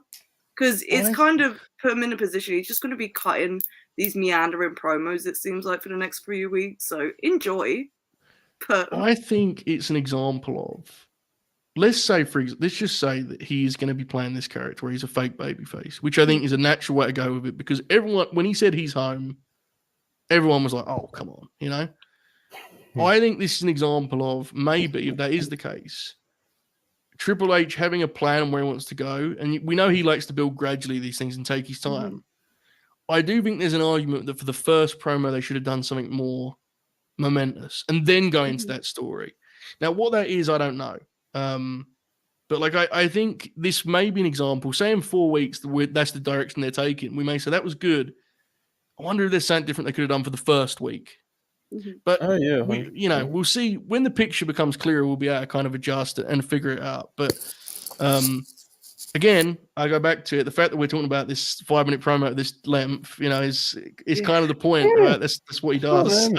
It is what he does, and it's like It's, I think it's safe to say it was in terms of for where Punk's bar is. I think it's pretty. I don't think it's controversial to say this was a bit of a miss, to say the least. But. Joe talked about it earlier, like the night it happened, like the reaction to it from like CM Punk fans like himself. Ibu had like an absolute meltdown. I nearly had to pull him to a side, but it was like 5 a.m. I didn't have the energy for it because I would have just got mad. But like people were having like panic attacks and stuff. Like honestly, like you guys know I love CM Punk. Coming out of that, I was just kind of like, well, that was a miss, and I'm sure next week will be great. I think I said it on a. It can't have been a show. I must have said it backstage or something. Like I would just fucking have him on SmackDown, man. Try again. Just rerun it. Raw was a warm-up. Go again.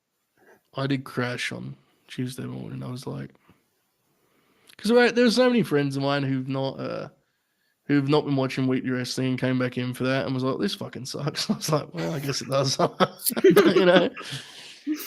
Again, if he did that at the end of a show that rocked, the vibe would have been very different. Yeah. Oh yeah, absolutely. Yeah. Do you reckon he's in the Rumble, or will he just have a match at the Rumble? I think he's wrestling. I think he's wrestling Seth. Yeah. I think Mania's Stone Cold. Oh, what a hilarious sentence. Oh yeah. That's like just I guess my prediction is the same as Joe's. Seth at Rumble, Steve at Mania. Roman at SummerSlam? Probably, but I feel like Roman's going to turn babyface once he drops the belt. That'll be interesting. I don't think he is. Really? No. I'm convinced Paul Lee's going to... I completely understand it. Like, I completely understand it. I completely understand the logic behind it, and I think it's sound logic. And I think it's something that absolutely could work, but I don't think it's going to be something that he does in 2024. I think Paul Lee's going to trade him in and have Solo kill him. And then they'll do like a program. Whether it'll be good or not, I don't know, but I think that's what they'll do. I think Paul Lee's going to ditch him for Punk. Yeah.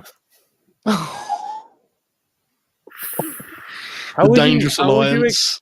How would you even explain that though? Because like, if it was someone like Braun Breaker or even a Solo, you can be like, Paul's just attaching himself to the young, fitter, stronger. Like you can do all that with it, especially Braun Breaker. Like that would actually probably be quite awesome. But with CM Punk, you can't. Yeah. Punk and Paul Lee's more interested in them doing a promo head to head. To be honest. Probably. The idea of like you do the Roman feud and you get the head-to-head promo, and man, that's compelling. That could be interesting. Yeah. Who do you think wins the Rumble? So I'm just curious. I don't talk about WWE ever. So I think it's Gunther. I think you'll be happy with it. It's Gunther. Yeah, Gunther's a pretty solid pick. I think he's going to LA Knight will have some good odds on him. I think he's going to drop the IC belt and go straight into the Rumble and win it. And I'm pretty convinced. I think Cody and Gunther are going to close the Rumble too. Yeah. I think he loses. I think he'll lose to Gable, and a pissed off Gunther's going to storm into the Rumble and come in at like number 30 and just fucking break every Codeman fan's heart. But that's so good for Cody's story. Like, he's going to win the Elimination Chamber, I reckon. Yeah, Cody's going to go, like, Shawn Michaels, Undertaker, rematch, kind of like, like when... because Charlie doesn't watch WWE now, I'm not sure how far I know back exactly she what you're goes. talking about. Because I spoke to Ebo about this, like, a month ago, and this is the exact same comparison he made. Yeah. It's just...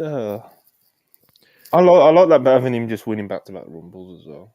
You know, That's way better, because I It think would be Cody very can really pull that off. You know, And so you then have built-in history of Gunther and Cody without having them ever actually work a singles match. By the time you get around to that singles, it's going to be like, whoa, this is the biggest match we have, you know? So, yeah, pretty awesome. big Gunther. Oh man, I hope 2024 is like. I know 2023 has been a huge year for Gunther. Yeah.